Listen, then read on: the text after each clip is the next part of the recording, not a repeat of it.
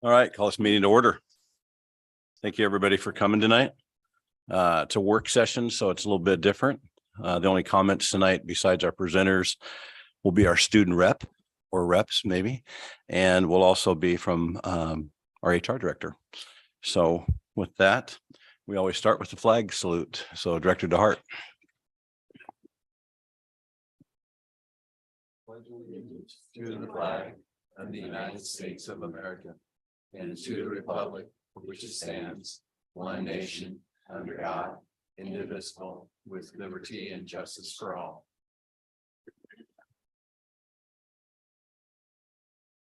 Thanks, Director DeHart.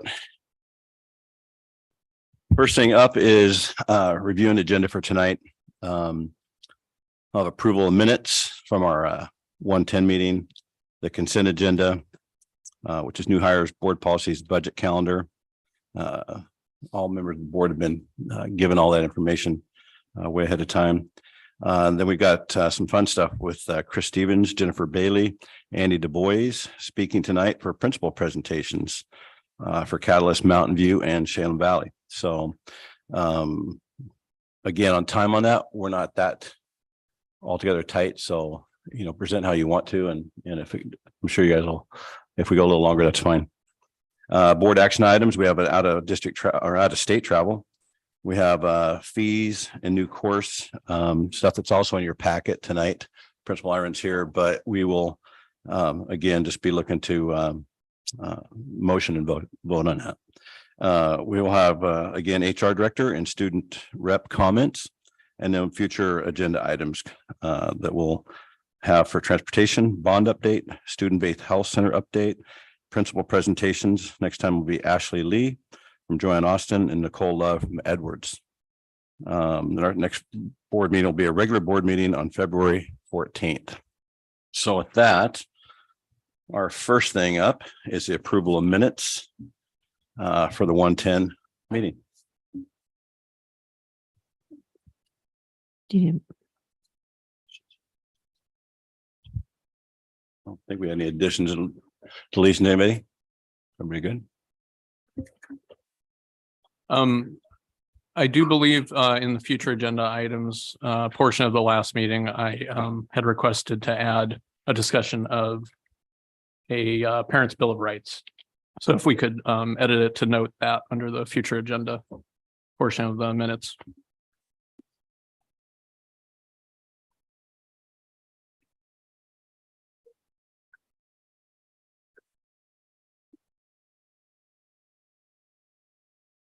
Okay. Any other additions or deletions? Everybody good? Mr. Chair, I move we approve the minutes as amended. I second. We have a motion and a second. All those in favor, raise your right hand. Motion passes 6-0.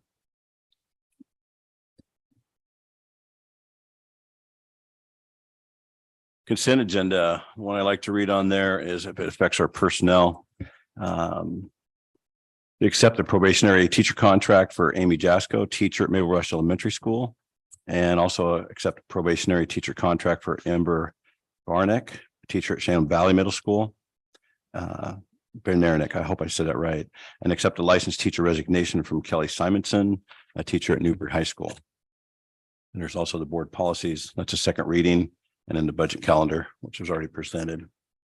Mr. Chair, I'd like to pull the budget calendar out for discussion. Say again. I'd like to pull the budget calendar out for discussion. Okay.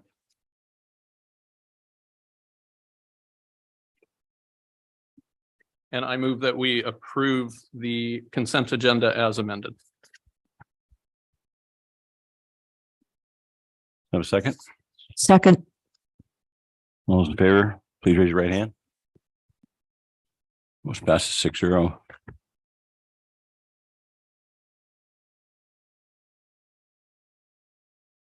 So I believe, Mr. Chair, that we need to move directly into the item that was pulled out of the consent agenda. Right. Yeah. Want to it. So everybody's got that in your packet. So I've heard some feedback from folks in the community including some of our budget committee folks that are just concerned that we don't have enough meetings scheduled here to really give adequate opportunity for the community to look at the budget and offer feedback. And so I think we should consider adding another meeting somewhere in this schedule to give folks extra opportunity to provide comment and look at the budget. Any more discussion on that? So we're looking at somewhere between May 16th and June 13th. Is that what you're talking about, or moving the first meeting to?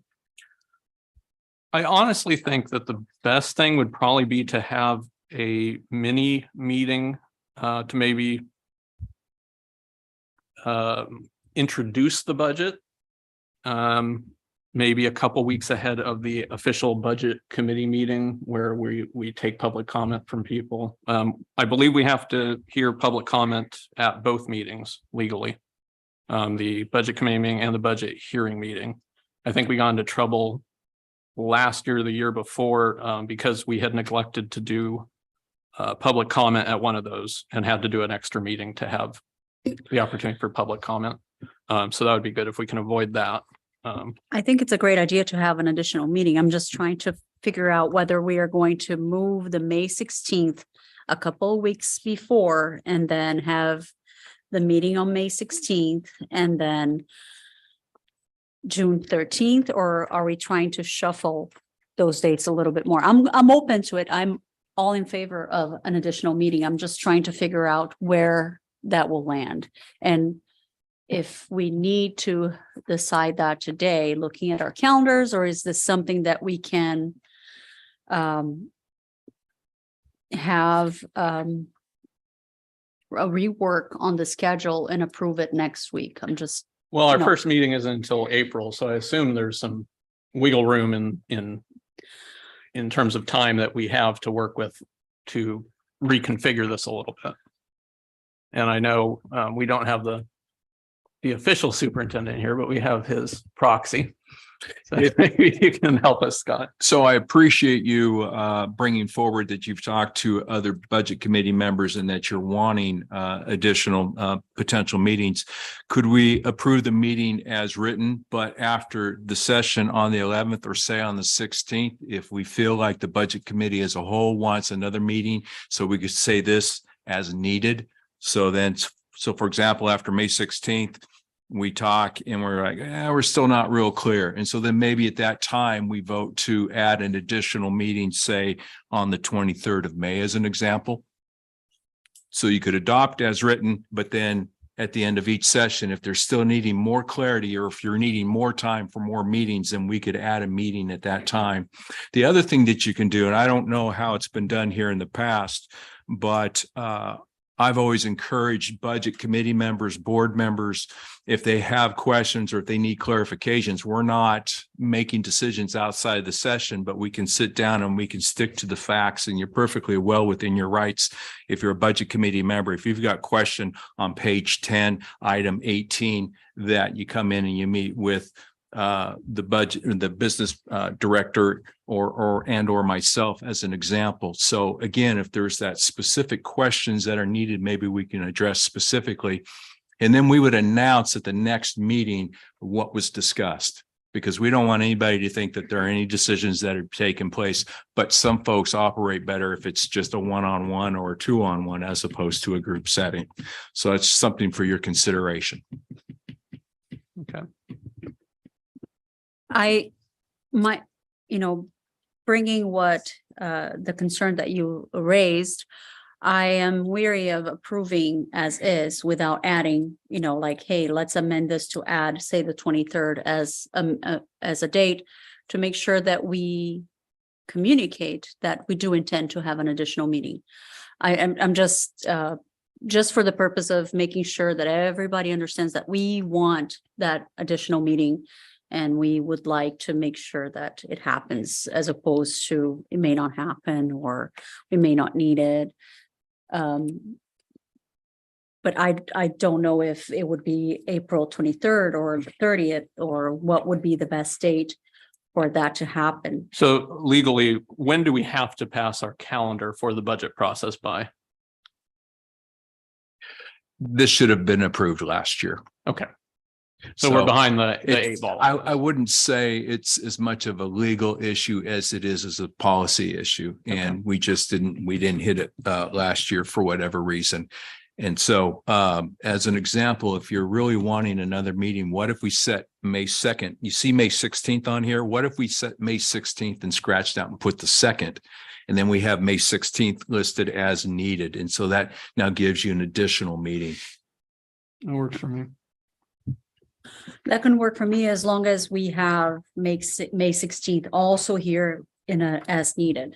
So That's exactly what I'm saying is that, so we would scratch off the 16th, we'd put May 2nd.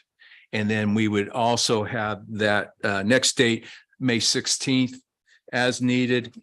And then June 13th as written. And you're confident district staff can have the budget prepared 2 weeks earlier than the original date that we had here?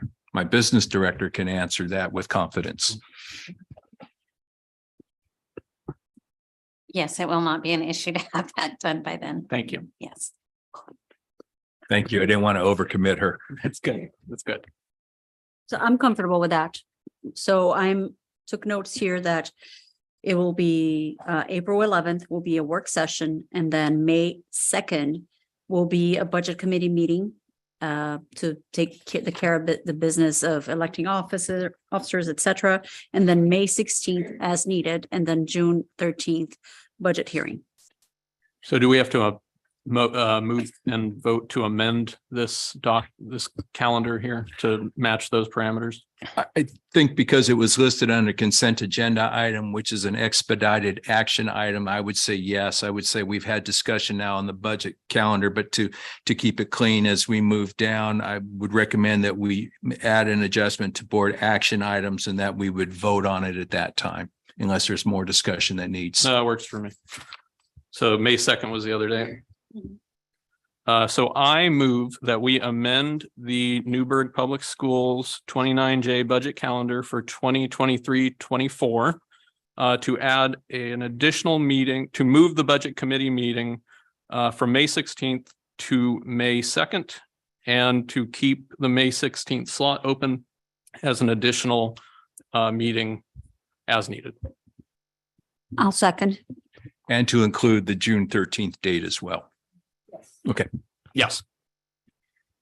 And to include the 13th days. Yes. All right, we have a motion to second. No more discussion? All those in favor? No, go ahead. He has a question. On the June Your mic's off. On the June 13th, we got the budget hearing, 6:30 PM boardroom. Hear public comments, and then down below that says action and regular board meeting agenda, 7 PM. Is that the same evening? Okay. Is that going to give us enough time depending on what the public comments are, or?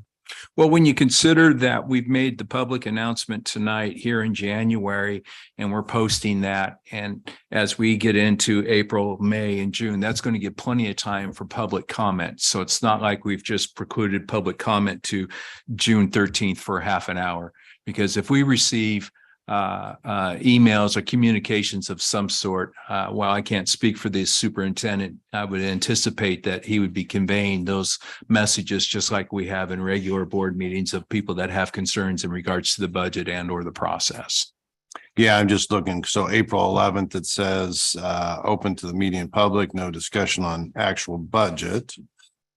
And then May 2nd now open to the media and public. I assume that means that there will be discussion on actual budget, since it's not precluded there. But we could also, at that meeting, there may be no actual discussion at that time, but there's no reason why we couldn't be receiving requests or asks on or before April 11th. Okay. When will we see the budget? Yeah. When will we receive it? Back to you, Heather. I would anticipate a few days before May 2nd. As soon as I make it available to you, it is available to the public. And that is a proposed budget. So what the budget committee does is they look at the proposed budget document, review it, make suggestions on it, and they approve. If there's any changes to be made through discussions, we make those changes. The budget committee then approves that budget. That is what the public comment on June 13th is at the budget hearing, is in regards to what the budget committee has approved. So that meeting is the last chance for people to comment on what the budget committee approves and the board to take any action to change any additional items before they adopt the budget. So the adoption of the budget happens after the public hearing, but the hearing is only to comment on what the budget committee has approved. I guess here's my concern is how big this is like 100-page document. How big is it? It'll probably be about 170 pages. Okay. I just don't feel like, if you're saying it will be shortly before the budget committee session, Mhm. it doesn't sound like the members of the budget committee will have a lot of time to look at and process and deliberate and think about that document. And I'm not saying you need to like do it sooner, but what I'm saying is maybe that budget committee meeting should stay on the 16th and we have a more of a preview where you sort of introduce the budget. And then we have the budget committee 2 weeks later after people have been able to read it and think about it and collect feedback. And So if I could make a suggestion, my suggestion would be to leave your first budget committee meeting where you elect officers and present the budget message. Let us present to you any major changes that are in the budget that are outlined out. Hit on some hot topics, hit on some things that really stand out, how the bond is budgeted, those kinds of things, work through those items. And then you have that 2-week break in between the first meeting and the second meeting, where we come back on the 16th. And now you've had not only me telling you, these are the changes that we're making, these are the staffing, this is our anticipated enrollment, but you have all the information together that you can come back with discussion on the 16th of May. so essentially we're splitting that budget committee meeting between the parts where we elect officers and do some of the. Yeah, so the approval of the budget won't happen on the 2nd. Okay. That is not going to happen until the 16th. Okay. Yes. All right. that would be moved. That Yep. was my concern. Yep. Awesome. Thank you. Yeah. I'm good. I think I'm we have a good. motion in a second. Yeah. One more discussion? All those in favor, please raise your right hand. Motion passes 6-0. Thanks, Director Shannon. That's good. I like that better too. Heather, you good with all that? Okay. All right. Before we get to all these principles, though, we got to welcome Moya she's got here. How you doing? High school all day, basketball practice all afternoon, and then come to board meetings. What was the game tonight? We won 48. We won.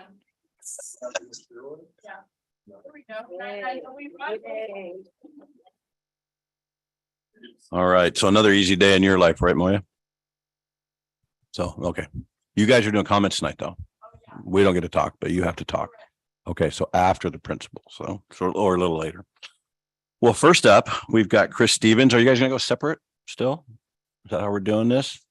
So we'll just go with Chris and Jennifer and then Andy in however order you guys want to go. And we're excited to have you guys here. Thank you so much for coming. So Chris, you're on. All right, thank you. My name is Chris Stevens. I am the principal at Catalyst. This is my first year there, and so I'm very excited to be here to talk with you and give you a little bit of information about Catalyst and hopefully entertain some questions that you might have. I think everybody's received a handout. I just made a little handout. I heard that some of my colleagues were making very nice presentations for you, PowerPoint presentations, and I apologize, I don't have that for you, but I did create a handout. So basically, Catalyst really is a program that is a support program to the high school. We take a lot of the students who are having difficulty at the high school. There's a variety of different reasons. It's not necessarily always that they're having problems at the high school. Oftentimes there's students that just want to have a different experience, a different learning experience. One of our big things that helps students is that we have smaller class sizes, and we try to maintain that. That is one of the things that keeps the integrity of our program, and we have found that is a big piece to why it's successful for some of the students. Currently, our student teacher ratio is it's about 18-1, and the program kind of overview is looking to keep it at about 15-1. So we're a little bit over, but we are in a growth model. As you guys all know, we do have a wing that's opening up. And so hopefully we can fill that with a lot of kids who are looking for a different learning experience. Basically, there are three different areas that students would enroll into if they come to Catalyst. The first program that they could enroll into is the Real World program. It's called the Real World program. And in that program, students are usually working toward their high school diploma, a regular diploma, a Newberg diploma, an honors diploma, usually not because requirements are greater. So a Newberg diploma, a standard diploma, or a modified diploma where students are kind of looking at. Most students come to us with credit deficiency. And so that is a challenge that they're working through so that they can hopefully graduate on time. We do have several students who are fifth-year students, and we encourage them and support them the best we can as well. We offer the same type of core that Newberg High School offers. However, we do not have a second language. We don't have as many elective options, obviously, and we also don't have advanced placement. So we do have students who go to PCC. We do have students who go to the WCA with the Willamette Career Academy. And then we also have some students who participate in high school athletics through Newberg High School. All of the students who enter that program do a 6-week orientation program or class. Where they are kind of given the skills that are lacking to be successful in school. It's kind of the how to do school type of class where they kind of start from the beginning, like problem solving, conflict resolution, a lot of the things that students pick up throughout their throughout their schooling from kindergarten up. And but for some reason, one reason or another, some of our students don't have those. And so we start right from the beginning, teaching some of those skills on how to do school. Some of the essential skills that we teach students to use, we call them the 6 Ps, prompt, prepared, polite, PMA, which is positive mental attitude, participation, and then produce. And as each of those words kind of describes what a good student would be. As I said, we don't have second languages. We do really focus on students where they come to us. And so when students come to us, we look to meet them where they're at and encourage them and work with them, again, focusing on getting them through to a high school diploma. One of the real benefits to the program is that all of our students and all of our teachers are trained in similar ways of dealing with situations in classrooms. So if there's a behavior conflict, we have a whole process that students and teachers participate in to resolve that problem. If you look at our discipline data, we did just recently, and it is very slim. It isn't as high. And the reason for that is because we are spending the time teaching the behaviors that are expected in class. So we take the time. If there's a conflict, we actually have the teacher sit down with the student and resolve the situation before kids are allowed to go back to class. Sometimes that's something that they have to do after school. Sometimes it's before school, but it is an important factor in the success of students. Another program that we have at Catalyst is our GED program. Currently our GED program has, I think, roughly about 20 students in it. The GED program, if you're not aware, it's a state program. It is a test. Students prepare and work on tests in language arts, social studies, science, and math. And if they pass those, they would acquire their GED. We have students that do that. In fact, we are always sending students to take the test at Chemeketa, and obviously, I've taken 2 kids this year, And it was a really, really great experience because they're going to take this test and it's actually going in with a support. So I'm literally talking with them. We're driving, talking about what they're going to be doing and how they're going to do it and just preparing mentally for that test. It is self-paced. We do have a teacher who will work with the student to put together a schedule that student will come to class, come to school, work with the teacher, and then show progress toward the GED. Our next kind of major program that we have is called the Student-Centered Achievement, also referred to as the SCA. And if in past you haven't heard of the SCA, it's because it was also called the SCAP or PM extensions. Basically, it's a self-paced program. It's an online program where students access Edgenuity, which is our online program that COA is currently using. And they do this, but they do it with in-person teacher support. So it's a big difference when students are getting that support, taking the class in a classroom, not at home, and they have a teacher there that can actually answer the questions that they may have. So we do see a lot of success with that program. We also use that program as kind of an area where students can wait until their time is up and they can be enrolled into our orientation class and then get into real world. So they're working toward getting credits. It's just not in the real world program. So those are kind of our three programs. I did say that in the real world program, students can access the WCA, PCC, and NHS athletics. That actually is for each of the three programs. They can access those things from any of those programs, as long as they're in good standing with the high school and are permitted to come to the high school. Something also that is the next thing that I wanted to highlight that I think is really unique and really great for our students is our CTE experience, and it's the Career and Technical Education. All of our students participate in a Wednesday. We have advocacy class every day, and students participate in prep work for a project or a visit that they'll be doing on Wednesday. Wednesdays are an all-day CTE experience where students can be doing anything from working on a project in class or in the school where they're actually right now they're working on developing kind of a service project that they're learning about the government, city government, how it's affected.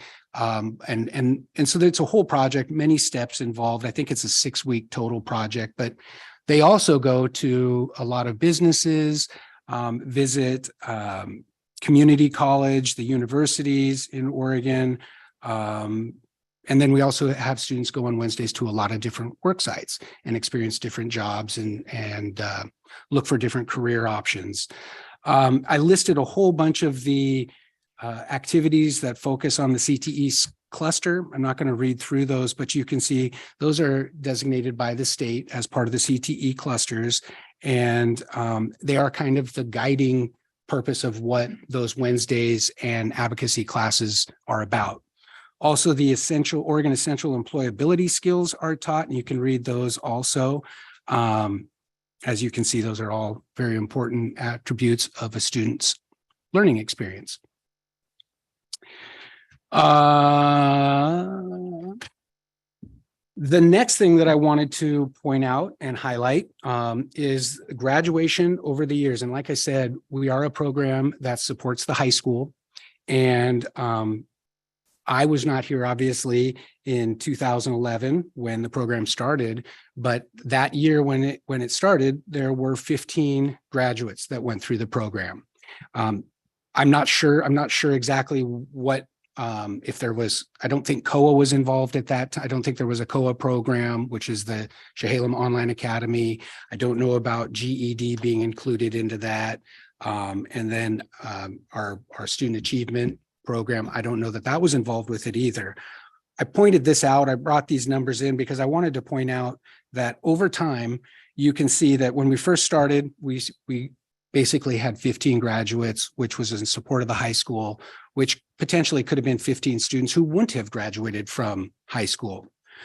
When you go down to last year, 2021-22, we actually had 74 graduates. Now that's 74 graduates that were including GED, our Chehalem Online Academy, and then also our Real World. So each of those three programs is represented by that number. This year, we do not have our Chehalem Online Academy at Catalyst, but next year it's coming back to Catalyst with the new addition. So as you see, the graduates for this coming year, we're projecting at 43. That does not include the number of students who are coming to us starting February 6th with our new Discovery students. I don't know at this time how many seniors are included into that group, but they will be included in our projection, those students who are looking to be able to graduate. So that number is a little bit shorter, 40 or a little bit smaller. 43 is a little bit fewer than previous years, but again, we don't have the COA.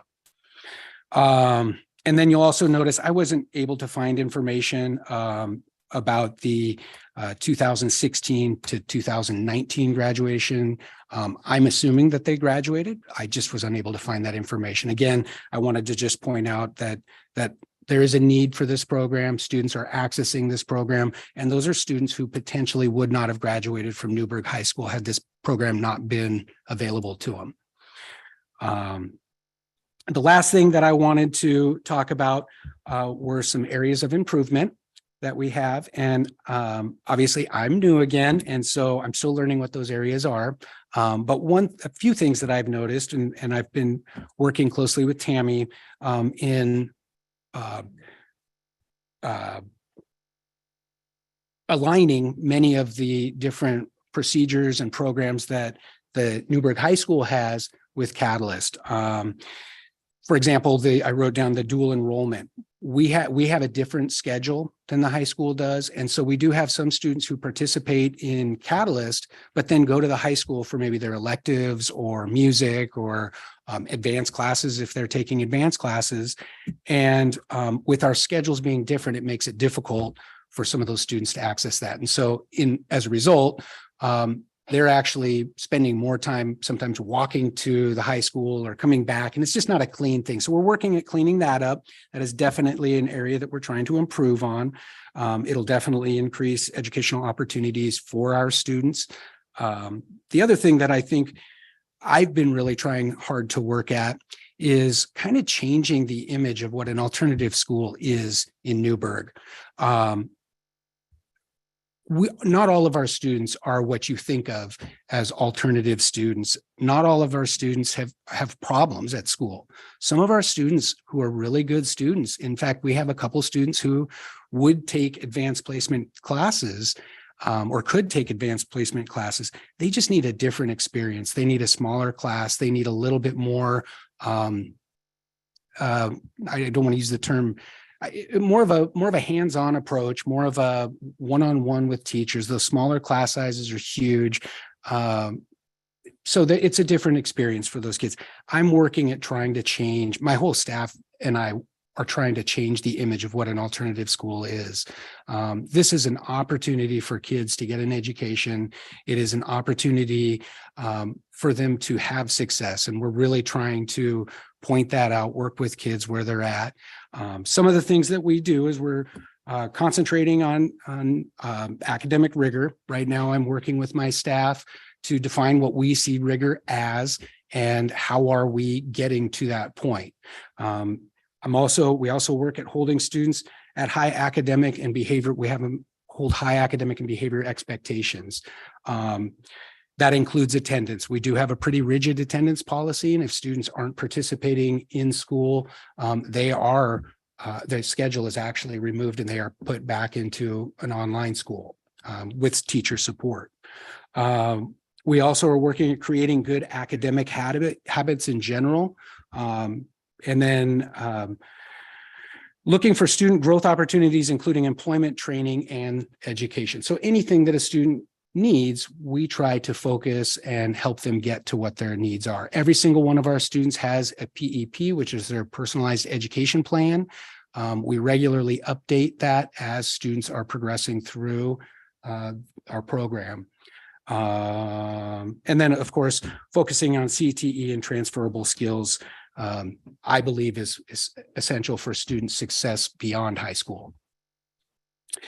As you know, the new addition next year, I just wanted to mention, COA will be coming back. There is a space in our new addition that's going to be for them.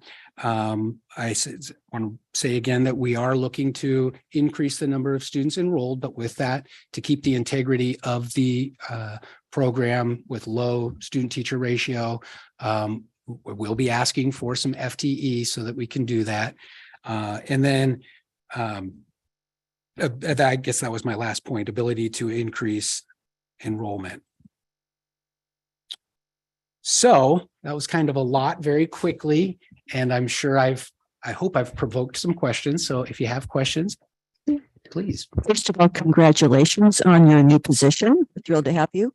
I have a question. How do the students come to you? Is it usually teacher referral, self-referral, parental referral? Can you talk a little bit about that? All of them, every way. I oftentimes have parents from just out of the blue call me and ask to enroll into the school. We don't enroll directly like that. Usually they come from the high school. They've spent some time at the high school. The goal is to have students go through their comprehensive high school. There's far more opportunities for them at their comprehensive high school. But when they aren't having success, they'll communicate with their counselors, and their counselors would then put them on a list. We would then I do an orientation, then we give them the application, they fill out the application, and then there's an interview process that they have. Right now with our limited space, we have some freshmen who would like to join our program, but with a limited space, we have to focus on seniors and juniors primarily, and then work our way down from there on a needs base. So they come from everywhere, and it's amazing. They hear about it in Sherwood and are looking for something like this to have their students in. Thank you. Mhm. Chris, thanks for doing this. And I think I responded. I just wanted to say thanks again for sending out the cards and to your Thank staff you. who did that. So thank you. No need to apologize and not having a PowerPoint. I know there's some people here that are not big fans of PowerPoint. I'm not going to point them out or anything, but I like your personalized approach to it. Thank you. So thank you for doing this.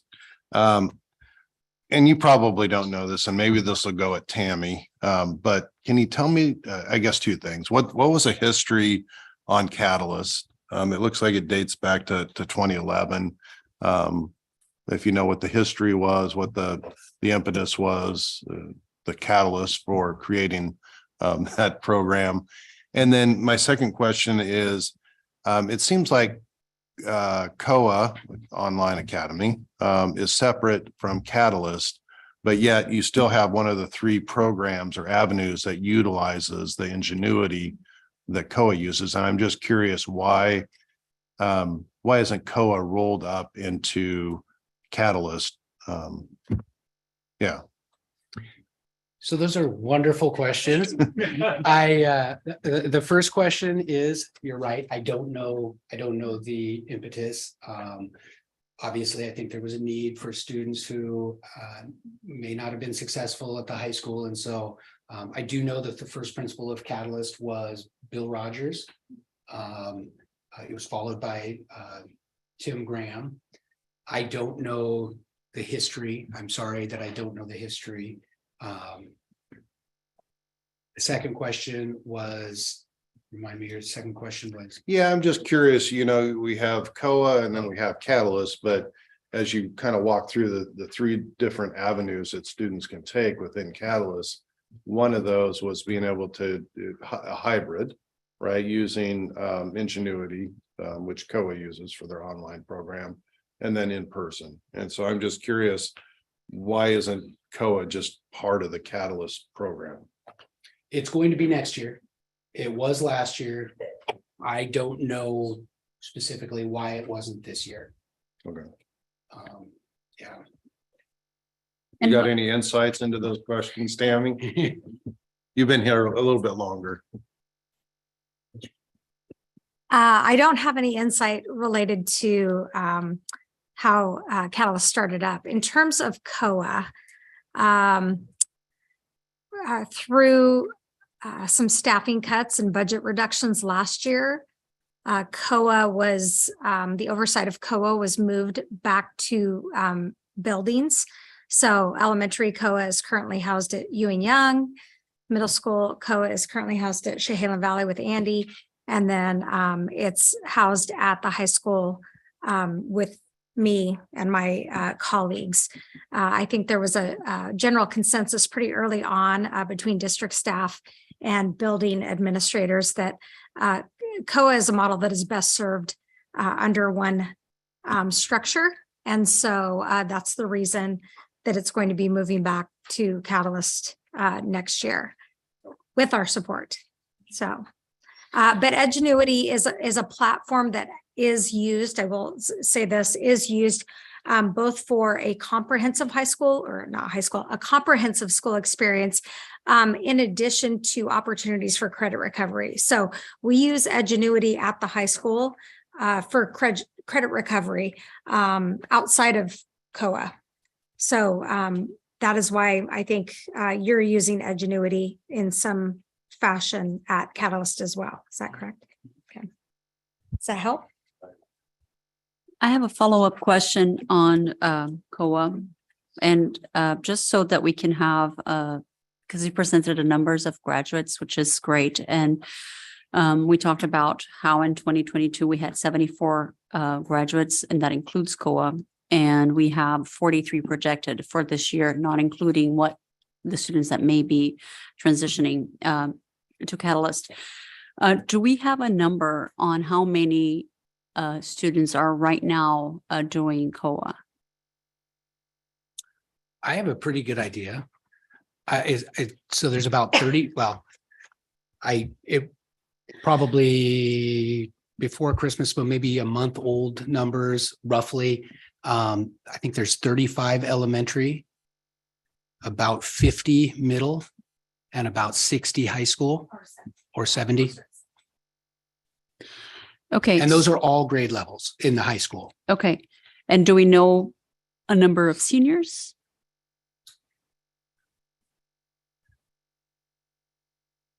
There we go. I don't know off the top of my head, but it's pretty easy to access that if you want to know that. Okay, just so that we could do a kind of like a sum and find out how close we are. So I'm going to go back to the numbers here. So we talked about 20 students roughly in the GED basic educations, and we're talking about from high school perspective about 70 students that are in the SCA. Right? Oh, no, sorry. Never mind. This is COA, completely different. How many students do we have under Catalyst right now in the real world program? Do you know? In the real world program, our students, we just got a new group. I want to say it's right in the range of about 75 to 85. Okay. And there is a new group of 15 coming in, actually 17 coming in. Okay. That'll start February 6th. Our SCA program serves, and I hope my numbers as I say these, I hope they all work out, but it's about 25. We have about 25 spots for SCA. Okay. I don't think they're all being used at this time. One thing to note is our SCA program in previous years had 2 teachers to it. So there were 2 FTE in that program. Unfortunately, with some of the cuts and where things went, I had to reduce that down to 0.5 FTE. And we're doing roughly the same number of students. He's serving the same number of students as previous years. So that's a pretty big increase in workload. But we are finding success and he's doing a great job. Thank you. Okay, I've got Trevor, you didn't ask me the question, but the reason their STAR program long before Tammy got there, because I worked in it at Newberg High School, And the whole catalyst type alternative school thing came out of the fact that it was just growing. And there was a really need for it to expand. And it was a lady named Mona Davis, who was our director at that time. And we helped a ton of kids, just like you're doing now. So I have a big heart for it. It was fun. A lot of kids just needed to scramble and catch up. So it was more credit recovery all the way. It wasn't nearly as awesome as it is now. But we had different people that, specialized in history, math, and things like that. And a lot of kids were helped just like they are now. So Chris, thank you so much for what you do. Appreciate you coming to Newburgh. Thank you guys So very much. thank you. I like that paper presentation. By the way, I think Trevor was talking to me, so it's okay. With that said, now we're going to jump up and we got Jennifer Bailey from Mountain View Middle School.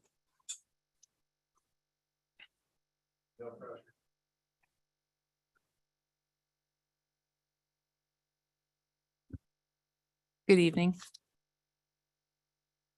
Yeah. Good evening. Well, I do have a presentation. Sorry, it's not paper. So good evening. My name is Jen Bailey. I'm the principal at Mountain View Middle School. I brought my sidekick, Assistant Principal Lindsay Kopacek, with us or with me.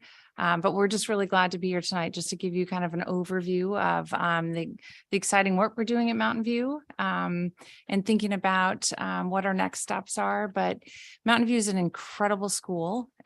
Miss Lindsay, if you'll.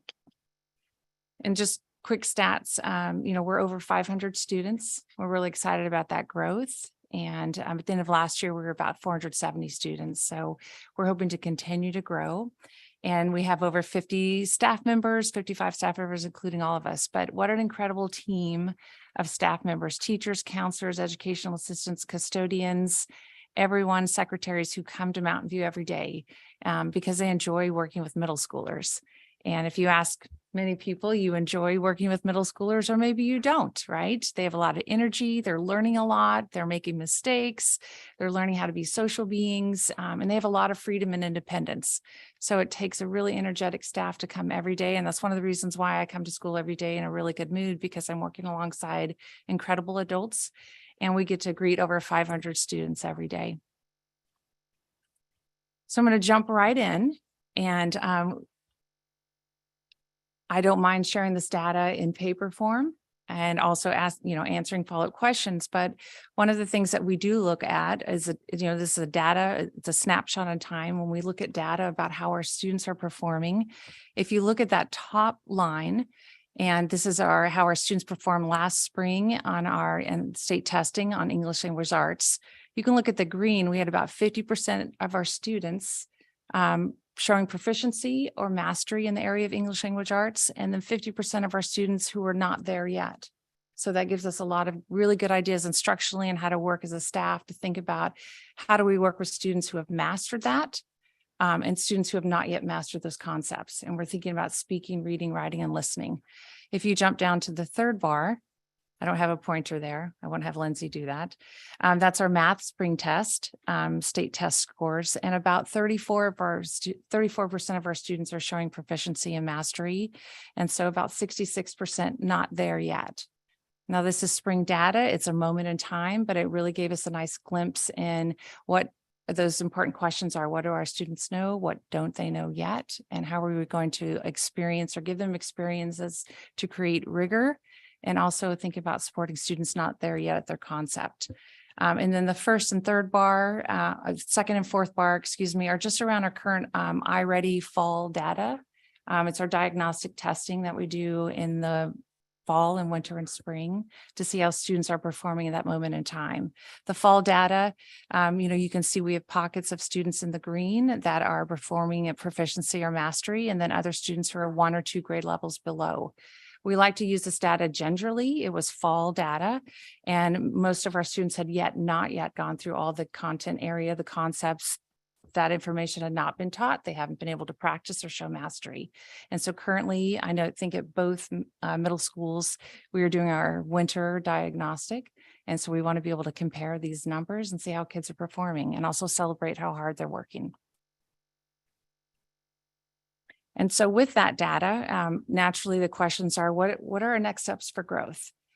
Because when we want to impact student achievement, there's many ways of thinking about that. And it is about the numbers. It is about how our students are performing in grades, but it's also the other piece of how are they as, social human beings? What are we doing to help develop them as 6th, 7th, and 8th graders? And so really there's just a few more slides. I really embedded the challenges that we have, but also the celebrations, because I think they go hand in hand. And so 3 big areas we're looking at to address achievement is looking at student pride and inspiration, innovation, and achievement. And so when we think of pride, student pride, we want every student to wake up every morning and go, I'm a Mountain View Wildcat. Maybe only I say that, but we hope they do. We greet them at the door. It's this great thing to be a Wildcat. But we want to build ways of, if we get students at school, then they're there. There's so much potential if students are wanting to come to school and wanted to be a part of that culture and say, I go to school in Newburgh, I go to school at Mountain View Middle School. And so you'll see this in our front walkway, a tree that represents all voices of our students, and the leaves have changed, but there's an impact, and student voice is there and captured. And we ask them different prompts or their goals, but we want everyone to walk in and see that school represents every single one of those 502 students and our over 50 staff members. And just a collective way, I wanted to go pictures.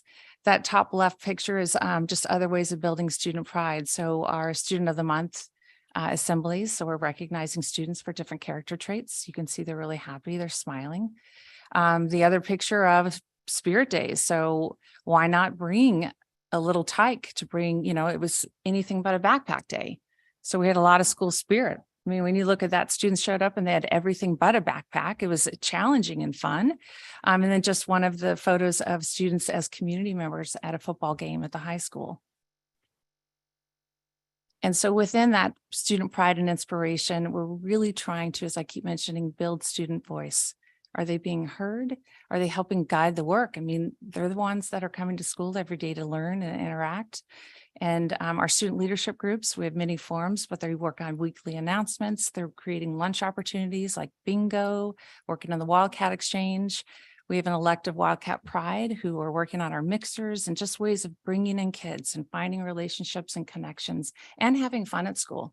Middle school is about learning, and that's our top priority, but we also want students to have fun and engage. And we have Spirit Days, as you saw in that picture. We do have an incredible group of leadership students who are helping us build our assemblies. And what is the purpose of an assembly? And we've taken student feedback on that. What does it look like? We're doing Student of the Month, but what else could be there? And we're also digging into our student code of conduct. Students really are trying to understand, and we may be a year later after COVID and the pandemic, but we're still experiencing what are expectations at school, what are expectations for behavior, as well as what does positive behavior look like. So we're using that to guide us to look at assemblies, a little bit of student staff pride thrown in there.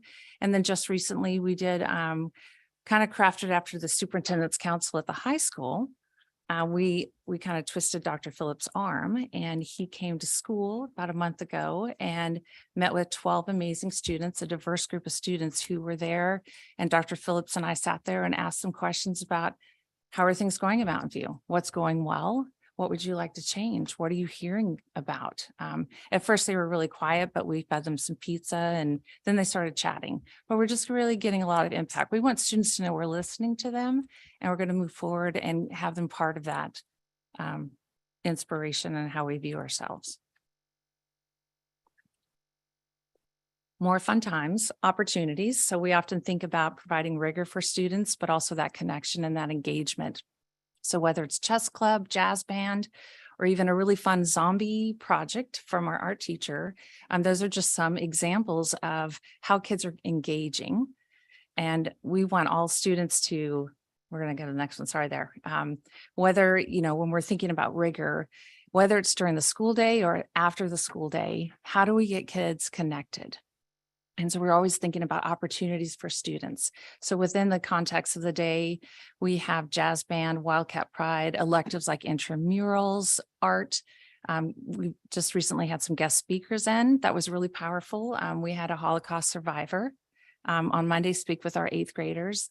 And one, it was a little scary in a sense that it was the first time that our eighth graders had come together collectively to listen to a guest speaker.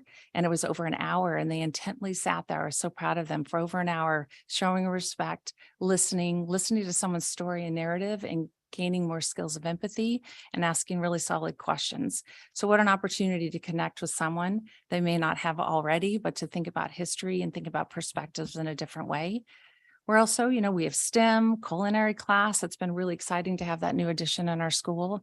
I think a few school board members, Renee and Shelley, visit us and we walked in there. It's a nice shiny kitchen and kids are in there cooking and we're really excited about that. And then just the big I want to put that feedback on there is, Andy and I both as middle school principals have been thinking about the pathways and CTE a lot.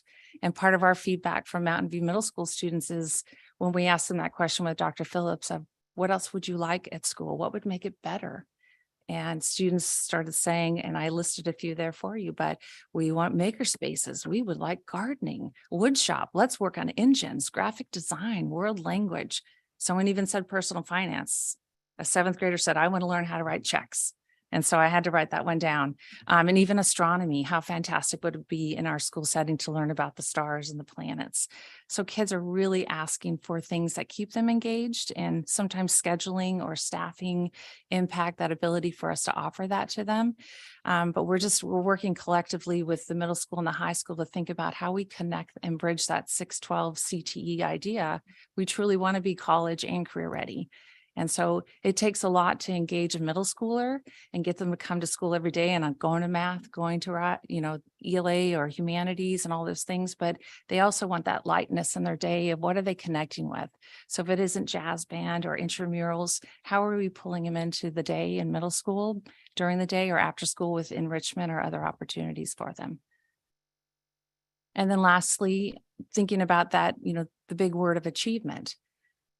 The other two pieces fit into that because when students are coming to school and engaged and enjoying being there, they're attending, and then there is an impact on how well they're learning or how well they're engaged. And we do hope that achievement, we want to move that dial. Many different ways we're doing that. On the left, you'll see the biggest ways in the fall we came together as a staff. Well, we all do that in the fall, but our staff recognized that a lot of our staff members, including me, this is my first year at Mountain View. A lot of us, probably about 50% of us as staff members were new, either new to the building or new in many ways. And so we landed on thinking about how do we impact student achievement and make sure our school, our climate and culture is strong and vibrant and engaging. But we also realized that as a staff, we need to slow down and spend more time getting to know each other.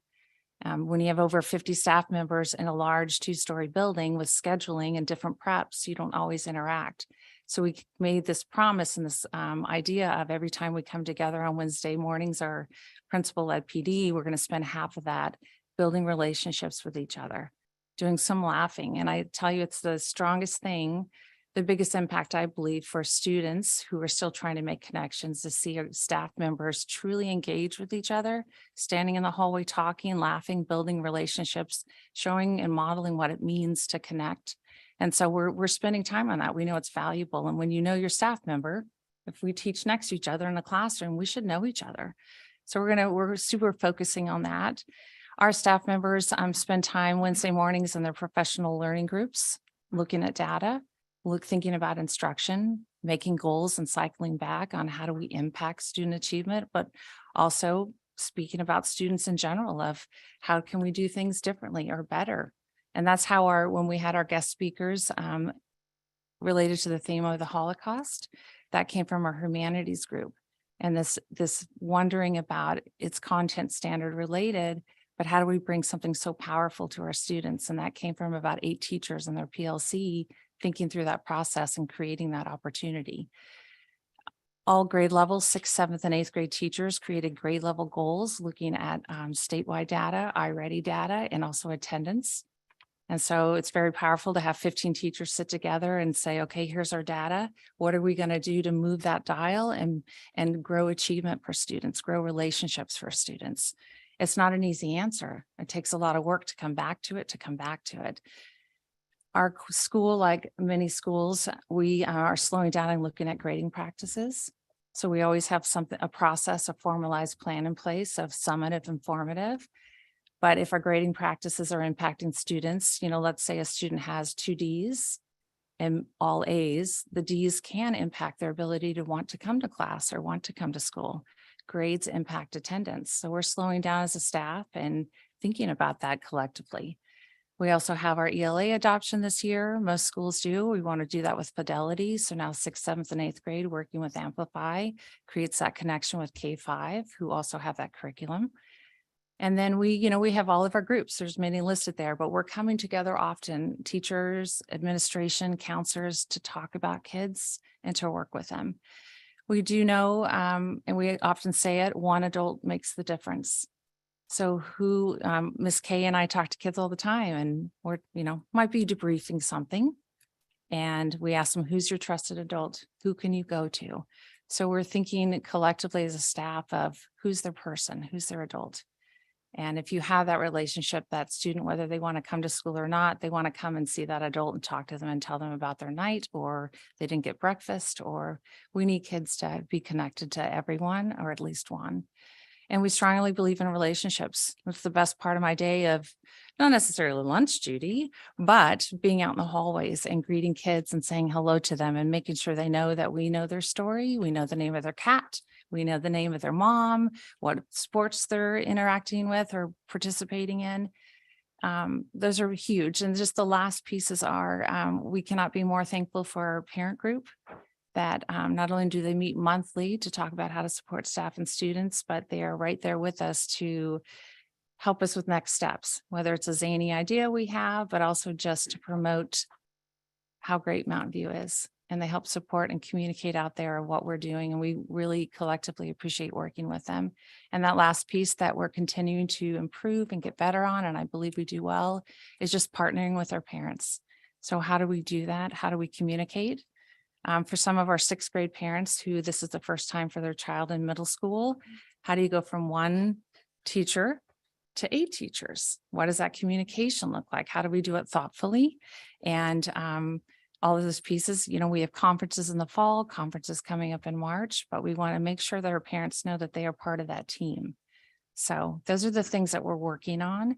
And, and overall, that last piece of firmly believe in the well-being of each of our students. So whether it's helping them with organization, looking at grades, social, emotional, all of our advisories use Character Strong. We just want to make sure that every student is getting what they need when they need it. And it's individually, but we're just really proud of them. So. And lastly, just put up our favorite quote, which everyone hears and our students do, but we've come to a point in time with our staff and students where even students are asking questions about how do we treat each other? And we have many different ways of saying that, but we strongly believe in our words and our actions matter. And we talk about students with this. I heard a student say that the other day. It was actually quite comical. I'm like, you sound like me. But we want them to think about that my words impact how someone else's feels. And middle schoolers are learning that. If something I say or do, how does that impact others? But we want everyone to step in the front door each morning and feeling connected. We're all working towards that same goal of moving the achievement dial, but also growing, over 500 young students as strong human beings and who have empathy and compassion. So, all right, there you go. Hope that was not too fast. Thank you. Yes. Thanks, Jen. Any questions you have? First of all, thank you again for the tour. You and Lindsay, thank you very much. You had mentioned to us on that tour that your STEM program was very popular with the kids. And can you, for everybody's sake, review again what STEM is and why you think the kids relate so well to it? Yes, we were just talking about that today of how we would like more of STEM, but science, technology, engineering, and mathematics. I also believe the art should be in there, so I would have called it STEAM. But it's a thoughtful way of honoring the creative side of students' thinking, right? So whether you're utilizing STEM, in a way of looking at technology and coding. Currently, our 2 STEM teachers were looking at aerodynamics, and they were creating all different types of airplanes. And so the challenge of there's nothing more exciting than giving a challenge to a student and seeing how they work through that process. So the perseverance, the grit of designing something. So design, being creative. I do also know next year we're really excited is that, and also in STEM, we have 3D printing. There are so many things to think about, but it's an attraction for students who enjoy that side and want to continue. And we're hoping that that STEM connects to pathways and what they're able to access in high school. And then the excitement about our bond work this summer is that redesigning the library area where we are going to have a makerspace with all of those tools and 3D printers, and it's going to build and come alive. And we're hoping just to be able to offer more STEM electives. Right now, we have 2 teachers and just 2 electives for STEM, or maybe 3 or 4. But we'd like to be able to offer it all day. It engages students. It's really exciting. Except the rubber band project, but we won't talk about that. It was very exciting. Jen, I have a question. How do you like coming to your campus? You and Lindsay are 2 of the most friendly, welcoming people I've met in this district after working here for so long. So first year or not, you guys are doing great with that. How do you engage your staff to get them to be more accepting and engaging? I mean, what are you doing with your staff? Well, there's not a lot of work to do there in a sense. So first I'll front load that with one of the reasons I enjoy coming and driving to Mountain View every day is the staff that is currently there. It takes a dynamic teacher to want to be at the middle school level and to think about what middle schoolers need, right? It's a land of, I often am quoted as saying their frontal lobe. We're not just there yet connected. We're still thinking through, and middle school does need to be, it's a special place for all of the staff, understanding that students aren't yet at the adult capacity to make mature decisions, right? But middle school is also extremely zany. I say that in a wonderful way. It's an incredible age. They're excited. They want to be with their friends. They're social. They have mad skills in technology, and they know things I don't know. So we have a staff that engages in that. So when you look at a humanities teacher who has 6 classes a day, they have 6 different communities of trying to figure out what do all the students need, what are their personalities, what are they interested in. And then our staff also is helping us lead the work of what does that look like to engage students, or who even a student who's disengaged. But I think, I appreciate that compliment. We are very energetic. We love being there, but we get that energy from our students, and our staff does as well. And we're constantly having conversations at our staff meetings about how to lead the work, how to stay energetic. And it's also that piece I mentioned about self-care and knowing when you need a break yourself. Teaching middle school, I mean, every grade level, I've been at every grade level, takes a lot of energy, and we want our staff to take care of themselves. And so we also are trying to spend some time always recognizing that and honoring our staff for the hard work they do. So I don't know if that answered your question. No, you got it. Thank you very much. Any other questions, you guys, for Jen? Yeah, I have a question. It's a little bit philosophical. Sure. So humor me.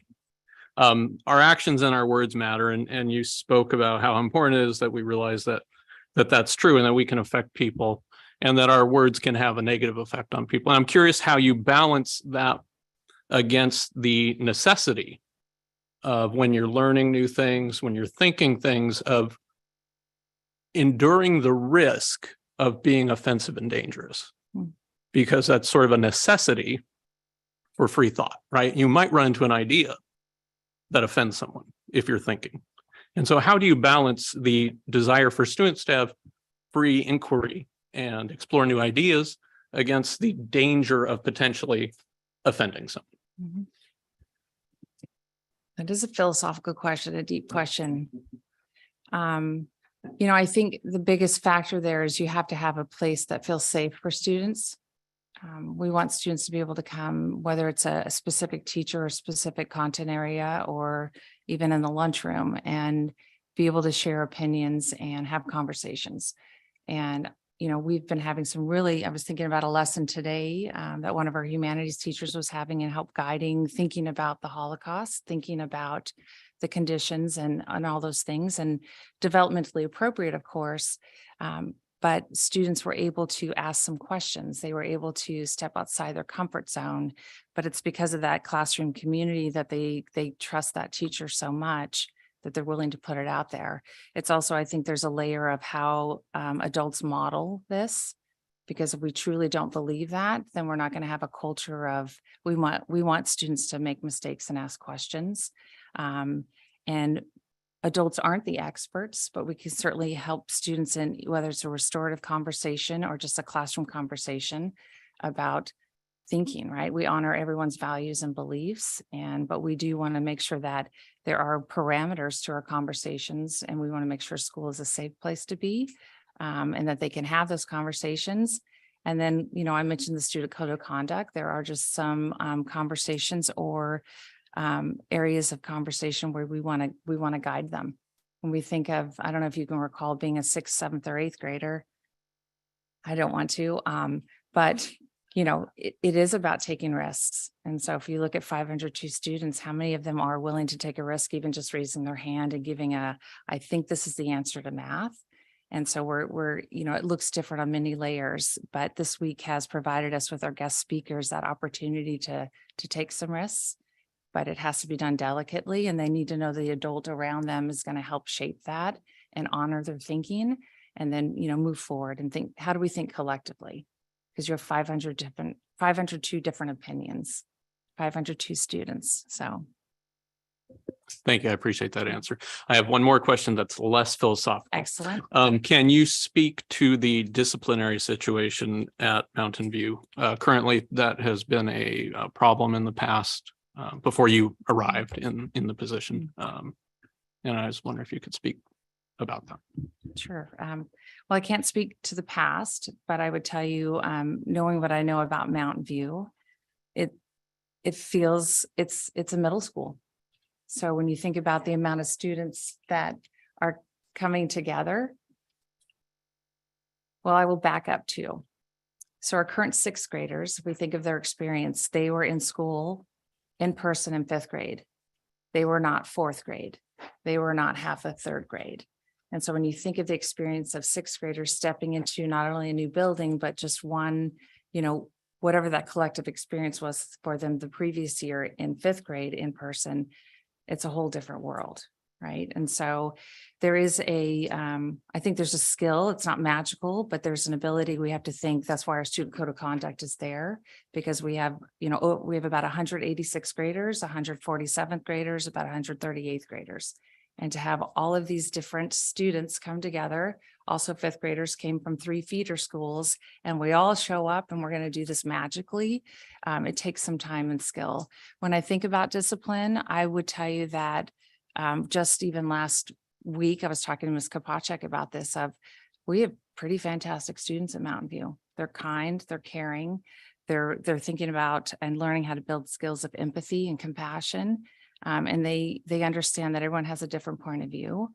And so when we lean on, when those things happen, because middle schoolers are middle schoolers, if something happens in a negative interaction or a behavior that breaks the student code of conduct, we bring the student and that parent in that conversation. And we think about, what would we have done differently, but also the restorative practices of how it impacted the student who maybe had that response, and then how it impacted the other student who it was projected towards. And so we're really looking at building a culture of elevating students in their commitment to each other and the understanding of other stories. There's always at least 2 sides to a story. And when there is discipline, or if there is, discipline to me is the last step of the, I don't like to be called go to the principal. There's so many steps before you get to those actual consequences or discipline responses. Now, code of conduct, we all have that code of conduct where we look at, there's certain responses to certain behaviors, but there's a lot building up to it, the in-between of how do you grow that student? How do you collectively help them understand why it maybe impacted someone else negatively? And also know that the students feel heard. Right now, we're working on in a middle school of just interrupting. So if a staff member hears or sees something, we're going to step in and name and notice that. And then we hope, as we keep data and, no middle school goes without any incidents, but we also want to see a decrease in that with that student and collectively work with them.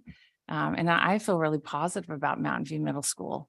Our students are fantastic and caring and creative, and they know that when something occurs, whether they whether they get invited to come see me in my office or to go see Ms. Kopacek, they are understanding that everyone's human, but we're going to sit and talk about it and understand what the black and white is, and then what our next steps, what our next expectations. So every time we work with a student, we want them to learn and grow from that, and then just not see those repeated patterns. But I will invite you down any day to lunch. Well, there are about 250 students. But collectively, you will see kids ebbing and flowing and hanging out with different students. There's no little circles of, that's just these three who sit together. Kids are not separated by always their interests. They ebb and flow, and they are genuinely extremely accepting of each other and kind. And, if you have talkies, they're going to come down to your table and sit right next to you. So did that answer? Yeah, in the before time, Mhm. before the pandemic, we'd get the disciplinary numbers every year and we could compare, how many office referrals and all that. And I was just wondering if we're going to get that sort of data reported to us at some point. Well, I won't speak for, Heather, no. I know Dr. Phillips is not here. I know at our last admin meeting, we looked at that and revisited referrals and what that looked like for each building. And even we're looking at building levels too on what constitutes a referral or different consequences, and are all administrators in the same place of, if Tammy and I were in different buildings, we've talked about this, if one incident occurred, what type of response is that? So we also want to navigate how we do that collectively, but I know that district information is out there. I just am not an expert to tell you when it will be shared with you. I'm Okay. looking at someone. I appreciate it. Yeah, but it's out there. Last thing, can you speak to how our current start time arrangement is working out for your school? Well. I paused because, just last year I was a principal at Joanne Austin Elementary and had been thinking about start time from that perspective. But no, what I land on is I always like to land on brain research, what it tells us about students, especially middle school and adolescent brains. And brain research tells us, and research shows that a later start for middle schoolers is really important for their development. They like to sleep later. But I also know that longer day impacts them. Some middle schoolers would like to start at 7:30. Some enjoy the 8:45 start time. So, my opinion, I don't think that is as relative as when we land on a start time. I know in the past we've surveyed our staff and our students and, asking students and parents what works best for them. I think it's a complicated piece, but at this point, I'll just quote brain research and say that the adolescent brain needs to sleep in. Works for me. Okay, Thank you. Well, Jen, thanks. We appreciate. thank, I know Moya has a pretty strong opinion on that 7:30 start time. But I got to school at 10:30 anyways, so I got a double late start. I'm chilling. It's okay. We can keep double it. starts a good thing. Yeah, but you're up till midnight every night too. all right, thank you I very think- much. One thing, you guys, we're going long, but the reason is we don't often get the chance to have the principals here. So it's great to have them go longer and get this information and questions. So it's awesome to have them. So Jen and Lindsay, again, thank you very much on behalf of Mountain View. And now Shannon Valley Middle School with Andy Du Bois. Yeah, hello. I'm going to be, well, if you don't know me, I talk really fast. So this is going to be a really short presentation. My name is Andy Du Bois. I'm the principal of Chehalem Valley. Roger Lenzen is actually at home. He had a very busy day today, but he's here in spirit. So we're getting our slides up here. And I do have slides, but they're going to be very basic slides. I'm not a believer in a lot of words in my slides, so it'll be a pretty quick presentation here. So while we're getting going here, I am too new to Chelan Valley, and I am one of 22 new staff members out of 55 in the school. And so we're doing a lot of getting to know each other. I tell my staff at the first of the year, it's not a new chapter, it's a new volume, because we have so many new people, a new different approach to what's happening. And so we're learning to learn each other and learn our kids moving forward here. All right. So I took a different approach to kind of this presentation. On Wednesday, I sat down with my staff during our PD planning time, and talked about who we are and what we're all about. And this is actually a presentation from my staff. I'm kind of the spokesperson for us tonight. They were the ones who kind of created the content for this. So it's an interesting piece because we need to start community building and doing a lot of community with our students and with our staff. And this is part of that, talking about what's going well, what needs to be improved, and moving forward on these pieces. So I'm here to present the staff, and we went through exercise and did some work on 3 tenets that I believe in: relationships matter, character matters, and academics matter. Those are the 3 things that I really stick to, and I really want to make sure that our students have this opportunity, and our staff are tying to these 3 pieces. And so what I did was the 3 highlights are kind of in buckets underneath these 3 pieces. And so I had staff think about different things. Now, what you'll notice in my slides is there's no numbers. There's common measures and there's uncommon measures. And we're looking at the uncommon measures today because I wanted to make sure to see what the teachers are hearing and seeing and saying, and kind of getting a vibe within our building. And so it's not the hardcore numbers of the iReady or the state testing or attendance. It's what we're hearing in the halls, what they're seeing in their classroom, making a difference and moving forward on what we're doing. So the first one here, relationships matter. Next slide here. So what's a common measure? What's an uncommon measure? Uncommon measure is a story that tells which way you're going, which way you're heading. And it could be, for example, uncommon measure that we did over the break is we decided to write letters to our kids over break and mail them off. So they got them mid Christmas break to kind of show them we care about you, we're thinking about you, come back ready to go. And all the time, teachers were filling us out, putting stickies on there and getting them out to the people. And we found out that we could tell which kids did not have relationships with parents, or sorry, with teachers, because they're the last 10 or 15 kids. Those are the kids we know to target coming back from break to get them a partner with an adult, trusted adult. So those are uncommon measures that we're looking at, uncommon things that we're looking to tell a story. Here's the board that we kind of finished, and we did those pieces. So all the stickies are written down by teachers. I gave them, think about a positive, a highlight around character, and character about who we are, what we want our kids to be, and how we do things every day. The other one is relationships. How are we meeting kids? How are we working with each other? How are we doing things relationship wise to make sure we're a cohesive unit, not only just staff and students, but with the community as well. And so they're writing stuff down, put them on the board, and we're sorting, we're talking, we're moving it around, and we're doing those pieces. And the last one's academics. It's not the last, but it's the last one on that slide, and about what are we doing to change the culture here of how we show up every day and our students show up every day in our classrooms. And so they did all those pieces, and I pulled a couple of those stickies from ones that kind of resonated across the board and put them on the next couple slides, and we'll go through. And these are what teachers have said in my building. So the next one here, positive encouragement of others to my teaching. Students are more vocally supportive in general. So coming out of the pandemic, right? Students are seeing, being vocal. Students are being supportive. Students are buying into what teachers are selling. And it's a real great thing. Staff are coming together and connecting since we have so many new people.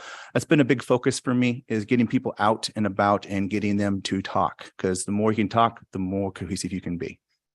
The next one, students in my class feel like family. There are some sibling squabbles, but for the most part, they value each other and care for one another.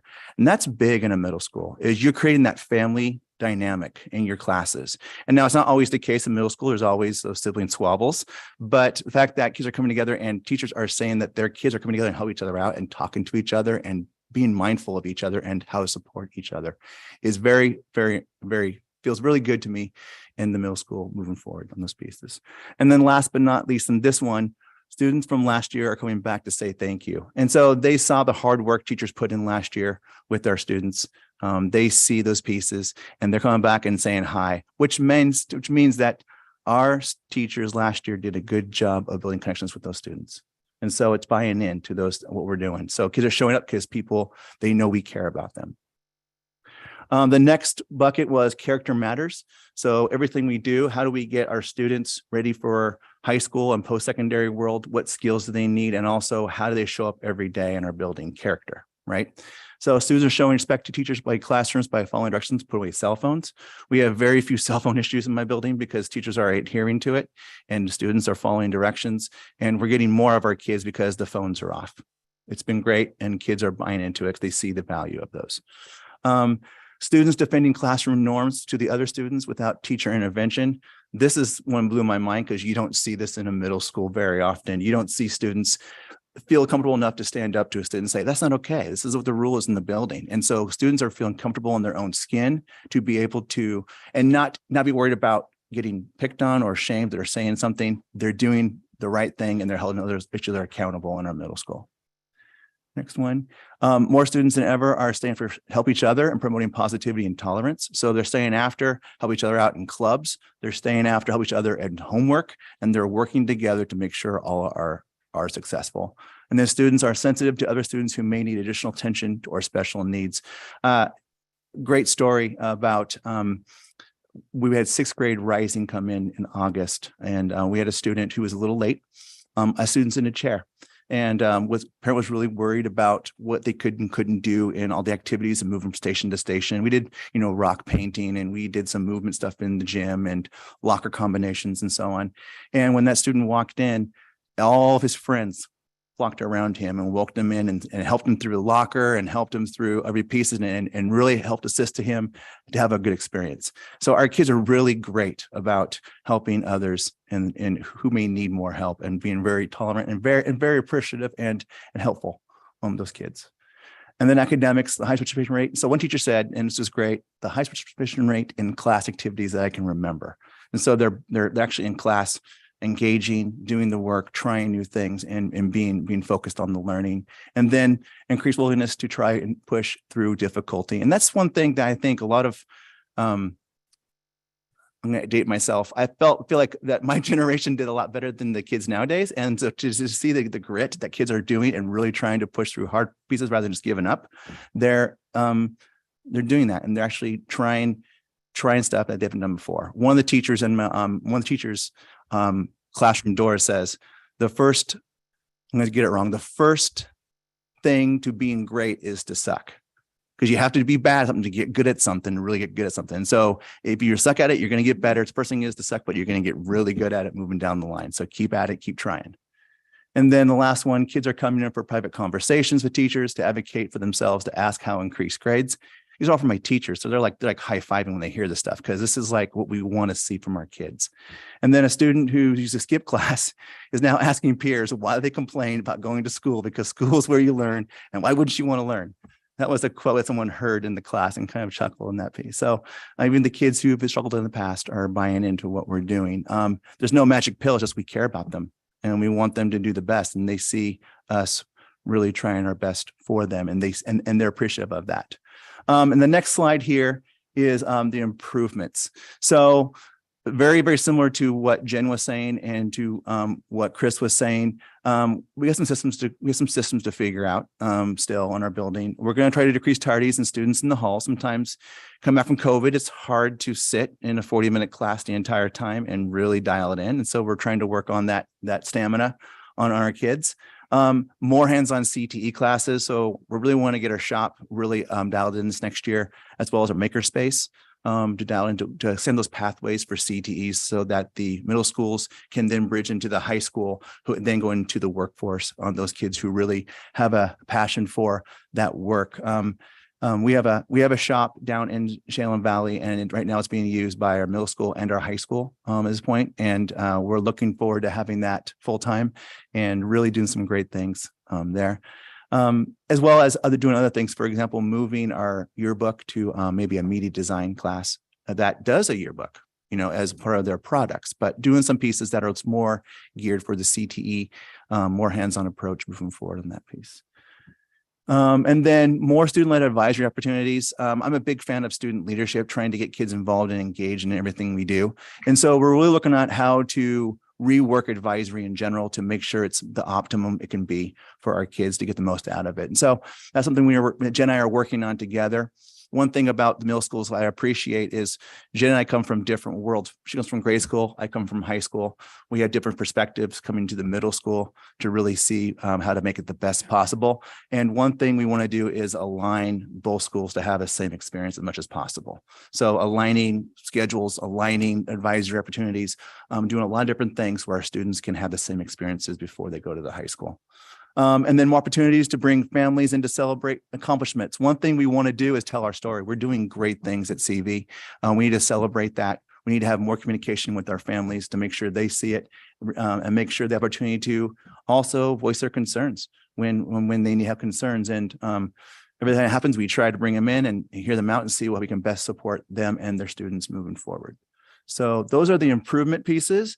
The next one here is I decided to talk to a couple kids because I think kids' voices matter on this piece. And these are kids that coming from different grade levels.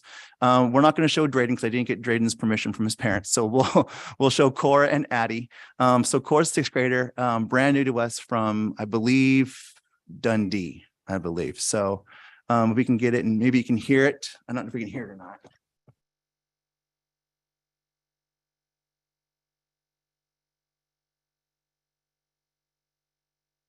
Go ahead.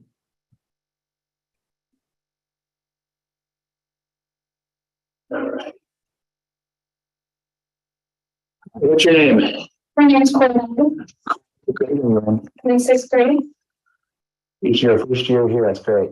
So what is one thing about CV that is great? The teachers, they're really nice. They always seem to find something really cool to teach us. If you were a principal, what did you change about CV? I would probably add more electives because I think it would be great if the kids had more electives to choose from. Good, that's great. Thank you. So I asked the kids all the same questions of what's great about CV and what would you change if you were the principal. And so there's some pretty interesting different interview answers here. Addison's is the next one. She was here last year at CV and it's a kind of different feel. And so Addie is next.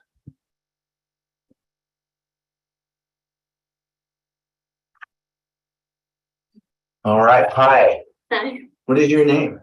Addison, Addison, what grade are you in? 7th. Seventh grade. So you've been here a year. All right. What is one thing that you like this year about Chehalis Valley? Probably the teachers being more observant and like noticing things and doing something about them when they see things. Wonderful. Happening. Wonderful. What about if you were principal, what would you change this year at Chehalis Valley? I've thought about it and I wouldn't really change anything. Okay. Thank you, Addison. I appreciate it. Yeah. And then Drayden would change. He said if the thing about this year about CV was the friends and the friendliness in the building, and his change would be the start time. He wants to get there at 8:45 and go home at 4:45. So so that's Drayden. So yeah, that's some presentation. I've had a great time at CV. I used to be a middle school teacher, so it's like coming home. So I have a whole new energy in my step because middle school was kind of where my passion is. So I'm enjoying my time, I'm enjoying my staff, and I love my kids. Andy, thank you very much. I got a couple things, but any questions from the board?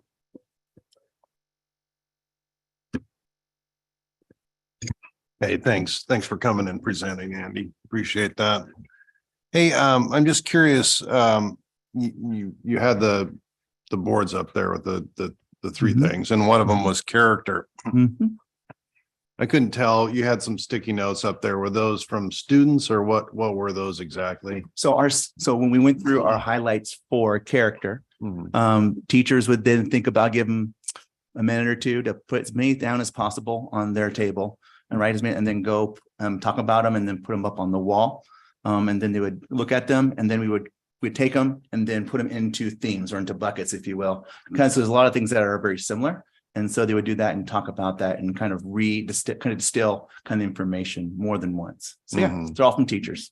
And so as far as characters, are those, I guess, what were the highlights on what those were as far as, I guess, the different parts of what builds character, or is this what you want to see in the students?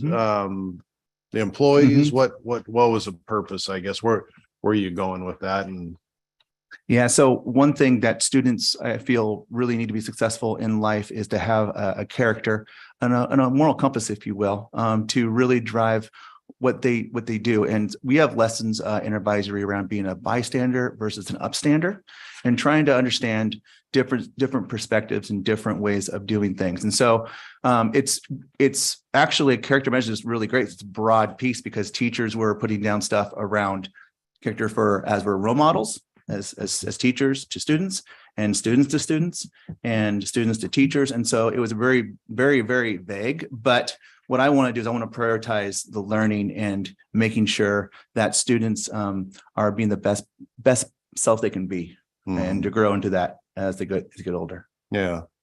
And so so this is something that I know that Jen had some things on there, really trying to emulate these things. I mean, you can identify what you feel is something, as far as character goes, positive traits that people possess to be successful in life and stuff like that. But how do you develop those? And that has to be something that's purposeful, that you carry out day to day, minute by minute, and how and building resiliency,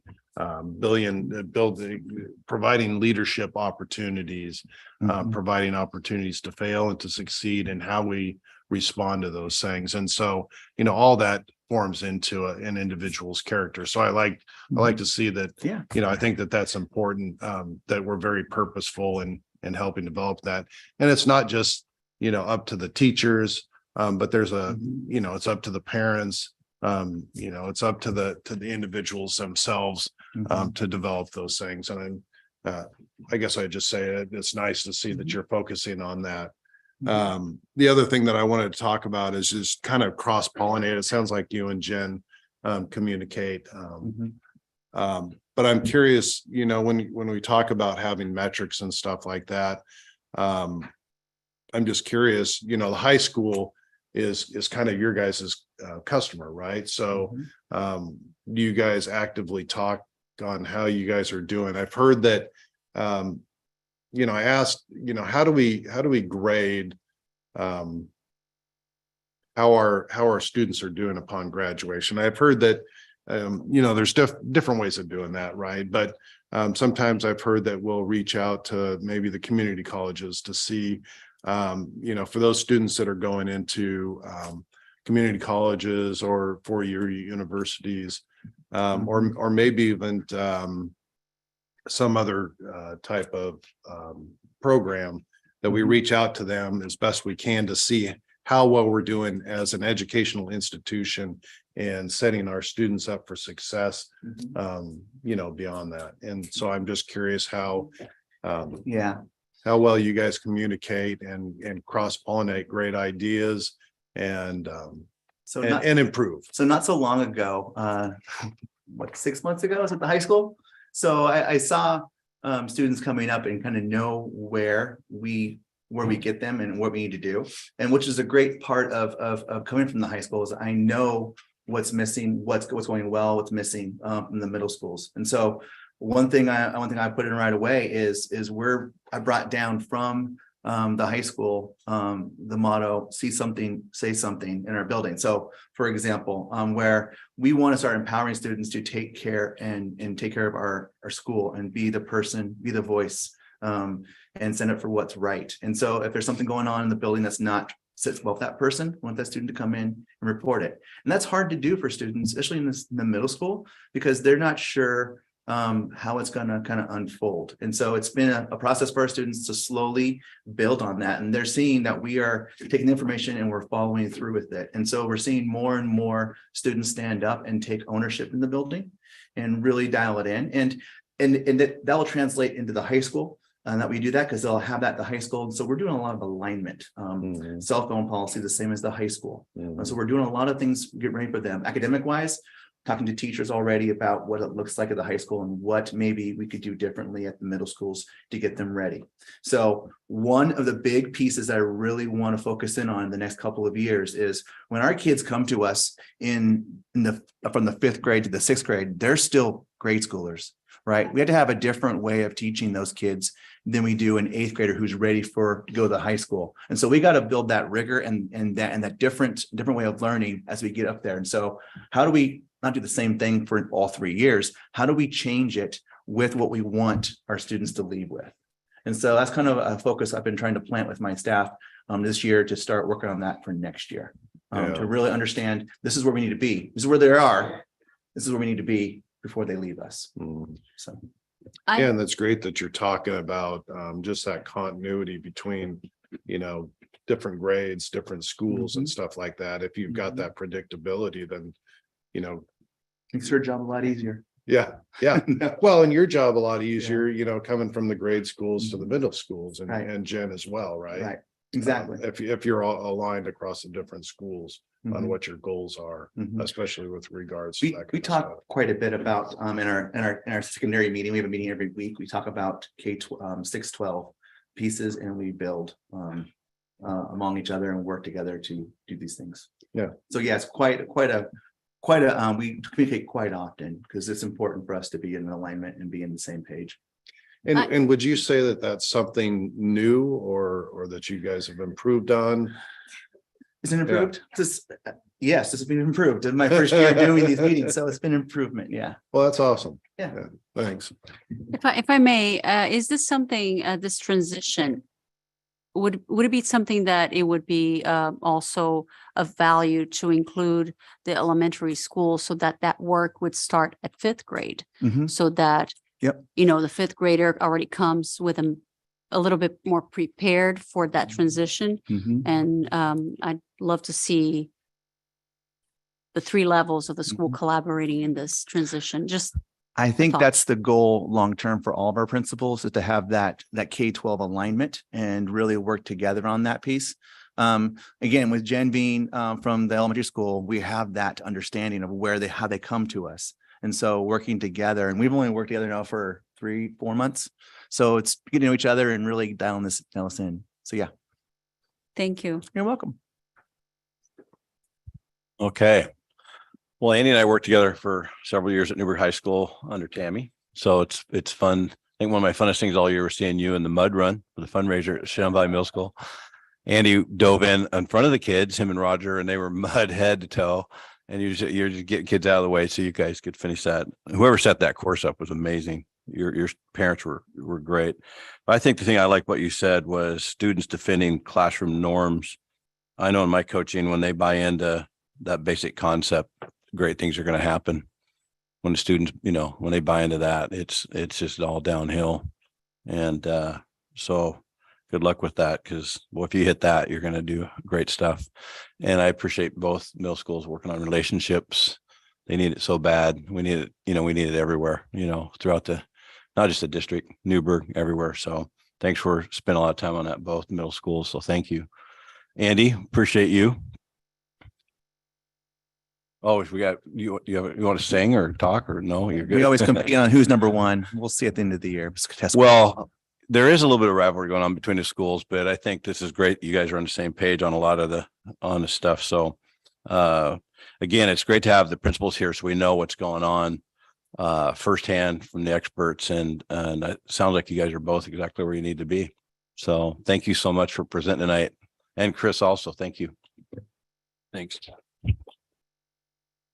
Also being working in a lot of schools, I think it's okay if we can get these principals out of here to go home. If you don't feel obligated to stay and listen to all the boring stuff, because you guys have already been out late in your evening. So if you can stay if you want to, but you can go if you would like to. I think Tammy has to stay a little longer. Thanks, you guys.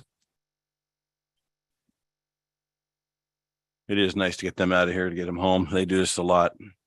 So next thing up we have is our board goals, I'd like to say, we kind of went really late on that segment, so we're a little behind. But Shelley did a lot of work on the board goals and things we want to work at. I know that was in everybody's packet, to kind of look over, so we can certainly discuss it. And again, we probably get something on the next agenda, for this thing also. But if anybody has any questions, again, Shelley, I know Trevor worked on this, I think Renee too. So thank you very much for Shelley for taking the lead on this.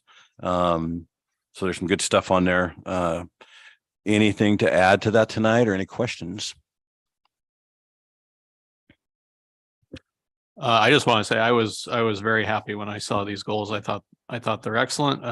I don't really have any changes, so I'm very happy with the state of it. So thank you to the 3 members who did that for us. Yeah, I would just make one comment, when we were kind of reviewing these and refining them, distilling them down, one of my big things is, when you have goals and stuff like that, you have to have a way of measuring it. So that's still an ongoing thing on what that looks like, how we'll measure it, how often we'll measure it, and how often we'll report out on it. So. Scott, do you have anything to add to that from what, you and Steve have talked about on this, or are you good tonight? No, I would agree with Director DeHart. I think this is not, as far as the board goals, I think this is a good starting process to take a look at, but I agree. I think if you're going to have the goals, you're going to have to make the commitment. What's the follow through in the process? What does that look like? And I think that's something that maybe for homework assignment in your upcoming board meetings, that you come back and we had this on the upcoming agenda to discuss what the metrics would look like as far as some measurables, so that we have that as part of a discussion. It's only a suggestion from me, though. I would agree. Well, if we're through that, you guys can look at that. I'll talk to Superintendent Steve. We'll probably get that on the next agenda and kind of get a little bit more detailed on some of those. So if you have any, more comments on that, share those between now and then so we can be ready for that one. We got kind of a fun one here. This is something we've never had before. The church family from Newburgh came across this medal. And it's interesting because I asked Director Perugino to help me before the meeting started about where this came from and what the details. There's a medal here with the picture of the building we're sitting in right now. And it's pretty good work. Dormers would probably be impressed with this. It's from 1913. And what's interesting about that, this building was created in 1909. And no, I didn't go to grade school here that early. But at the top of it, Raquel figured out what the top was. It says GAR. So what this really is this was a group of people who were getting together to relive their experiences from the Civil War. And so in 1913, these different meetings would go from community to community. Newburgh just happened to be the one in 1913 where the church family came across this medal. What makes that fascinating, if you think about it, the war ended in 1865, but this was the 50th anniversary, and this medal that came out of Gettysburg. Gettysburg would arguably be the most famous battle of the Civil War. And so that was 1863, 50 years was 1913. And so it's fascinating that they came across this.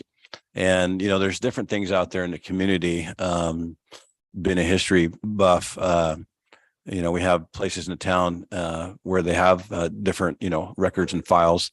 But anyway, this was donated to the district. So when you look at it, you're kind of going, okay, not that big a deal. But it really kind of is, because the history is so important. And just for a fun fact, so everybody can have one fun fact today. In 1909, Newburgh High School played football. Back then, they had boys football, boys basketball, and boys baseball. But they had boys and girls tennis. And as a tennis coach, I found that to be fun. But in 1909, 500 people got on a train and went to McMinnville for a football game. We lost 12-6. The next year, 500 people came from McMinnville to Newburgh, and we won 12-8. And so the beginning of the Grizzly Tiger rivalry. So what's fascinating, this is only a couple of years after that. Isn't that amazing that we'd have, a piece of history like that? So I'd like to thank the church family very much for that donation and how it transpires into a shadow box of some sort in our main lobby here or things like that. But we can learn so much from history. These people were literally talking about their experience of the Civil War. So if they were 20 years old in 1865, they were 68 years old when this meeting was happening. So they elected officers and it was a big deal. So as a history guy, I know I'm having a lot of fun with this, but it's pretty cool. So if you want to come up and see it after the meeting, you can. I'll set it right here. And again, so it's pretty fun. So again, thank you to the church family. And if anybody else ever comes across anything that, they would like to donate, I'm sure it would be added to a shadow box. So with that said, we're going to move on. Our next thing is board action items. So we can get Tammy out of here too. We have an out of district request here, and it is for travel for the United States Hispanic Leadership Institute. This is all paid for from Willamette ESD. Tammy, say if I'm doing anything wrong here. I'll go ahead and jump in if that's Go, okay. go, Yeah. go. I'll take that away from you. Thank you. So Jillian, our teaching and learning director, brought this forward. And so this is a brand new opportunity where she plans on taking 10 high school migrant age students back to Chicago to this national conference. And this information is before you. But for those of you that don't have it in front of you, this is a conference that promotes Latino education, celebrating Latino culture and much more. Speakers presenting at the conference are nationally prominent to the Latino community, interactive forums, culturally relevant topics, workshops on how to be effective in change. And so a unique opportunity that Jillian is bringing forward to us and reaching out to a population of students that hasn't had an opportunity like this. I would strongly recommend that you approve this and allow our students to go. This is being fully funded from WESD through federal programs through Title I-C, in case you're wondering what the funding source is. So it's not affecting our general school fund.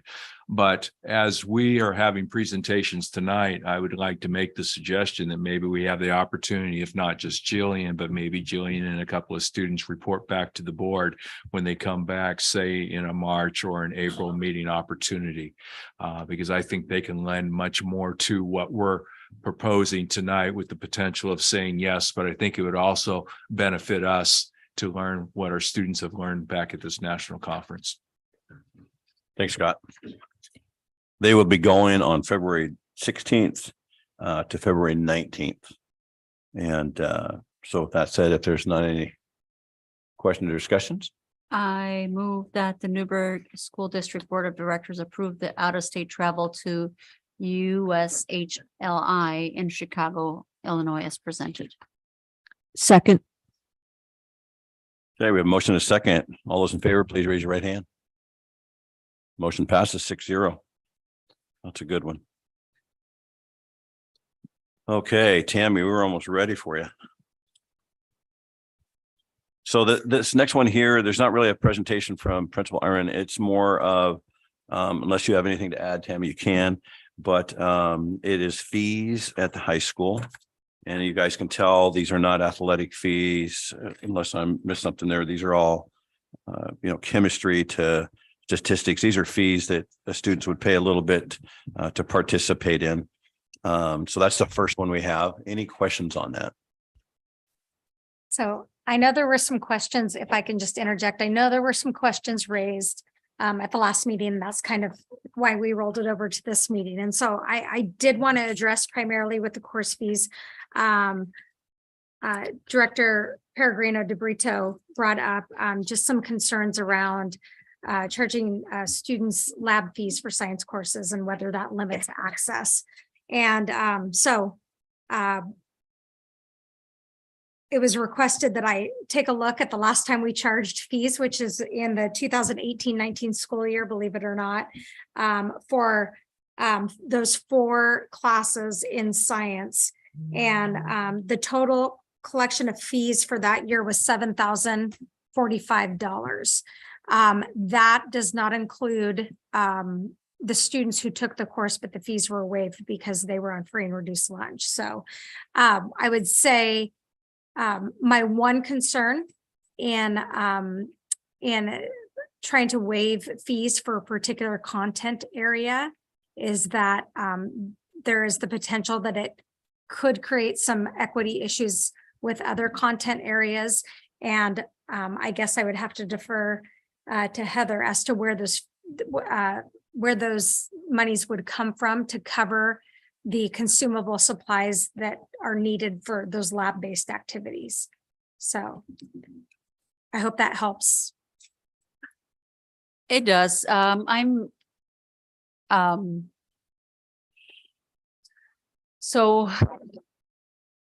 culture, no, let me rephrase that to say that correctly. I completely understand the desire of students to have electives. We heard from middle schoolers, we want more electives, and I get it that a lot of the interest from students come, I want to go to school and an elective class is fun. And I just don't believe that physics and chemistry should be considered electives. I think they should be, I think my understanding is that they are science and they should not be treated in the same level of, availability as an elective. That is, I may be incorrect, but I just don't like the idea of a student who chooses to have physics to have to pay for a lab, or a student that chooses to have chemistry to pay for a lab. It is different than calligraphy. It's just this, I think calligraphy is an awesome skill that will help, but it is not in the same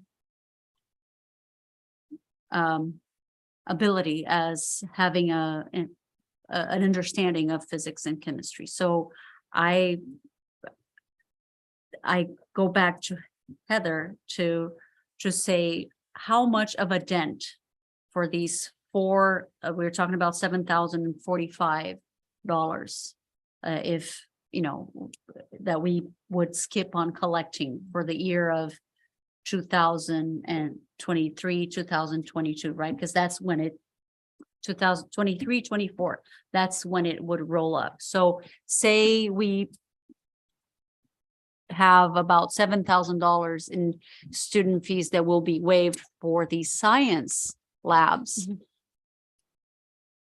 How much of a dent in the school district budget would that be for us to make up in somehow? I'm bristled that we are like, no, we can't do it because of an equity concern with other labs. I'm just. Before Heather responds, I do want to just talk about the variables involved in that particular number. So again, that's $7,000 that was collected. And I don't have an estimate on how many free and reduced lunch waivers there were, but I think you could probably safely estimate it was upward of $10,000. And then the variable is that enrollment changes every year with those courses. So you never know if it's going to go up and down, granted, maybe by a few $1,000s. And so then I'll turn it over to you. And that was total fees, all the fees That together, was or just chemistry and for physics? science Wow. courses. Wow. That's hard to believe. I still agree we should waive those two. Physics and chemistry are core science subjects. And I agree that a fee is just an unnecessary impediment for students to enroll. And, we have a $50 million budget. I feel like we could find $7,000 in there to cover these two things. I'll defer to our business manager here, but she can tell me if I'm wrong about that. Well, anything is possible. So, if you want me to find money to cover the consumable supplies in these, maybe just in these two science classes that you don't feel meet the requirements of being an elective and should be available to all students free of charge. I don't think we'd be looking at $10,000. I think you'd probably be looking more around the $7,000, maybe $6,000. So yes, while I say we can find that money, just there's a lot of variables coming into play this year in the budget too, Sure. because we have a new governor, we have a new biennium for state school funding. I mean, there's a whole bunch of variables that are coming into play this year that kind of, Right. have the potential to create a perfect storm. And so it's not a lot of money, but at the same time, it could be a lot of money. Yeah, I am looking at this list here and for example, we have AP chemistry. I can see how, okay, for a second level, fine, we'll, but like for the chemistry and physics, I would like for us to try to make it so that we don't charge these fees. And when it comes to time to budget discussions, because we'll have that soon, if we find that we were not able to find the money to do it, and with the input from the community, then we can say, okay, fine, we'll charge it. But as of right now, I would like to see that we, waive the fees for chemistry and for physics. Honestly, I wouldn't mind adding computer science to that list too. I would agree that we should include those fees. It's consistent with our main goal, which is to increase academic achievement. And that we put above everything else.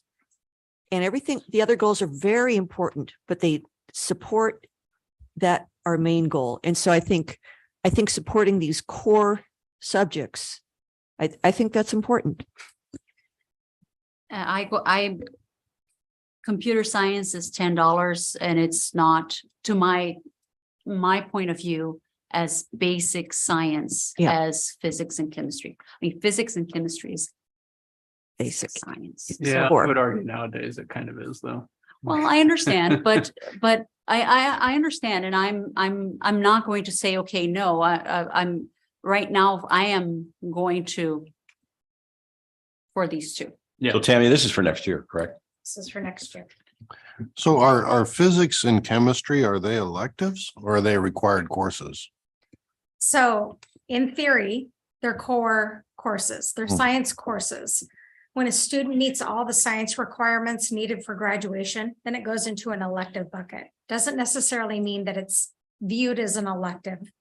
But science, those two particular classes, chemistry and physics, are science courses. And are those the other one? Are those the only ones on here that would not be electives?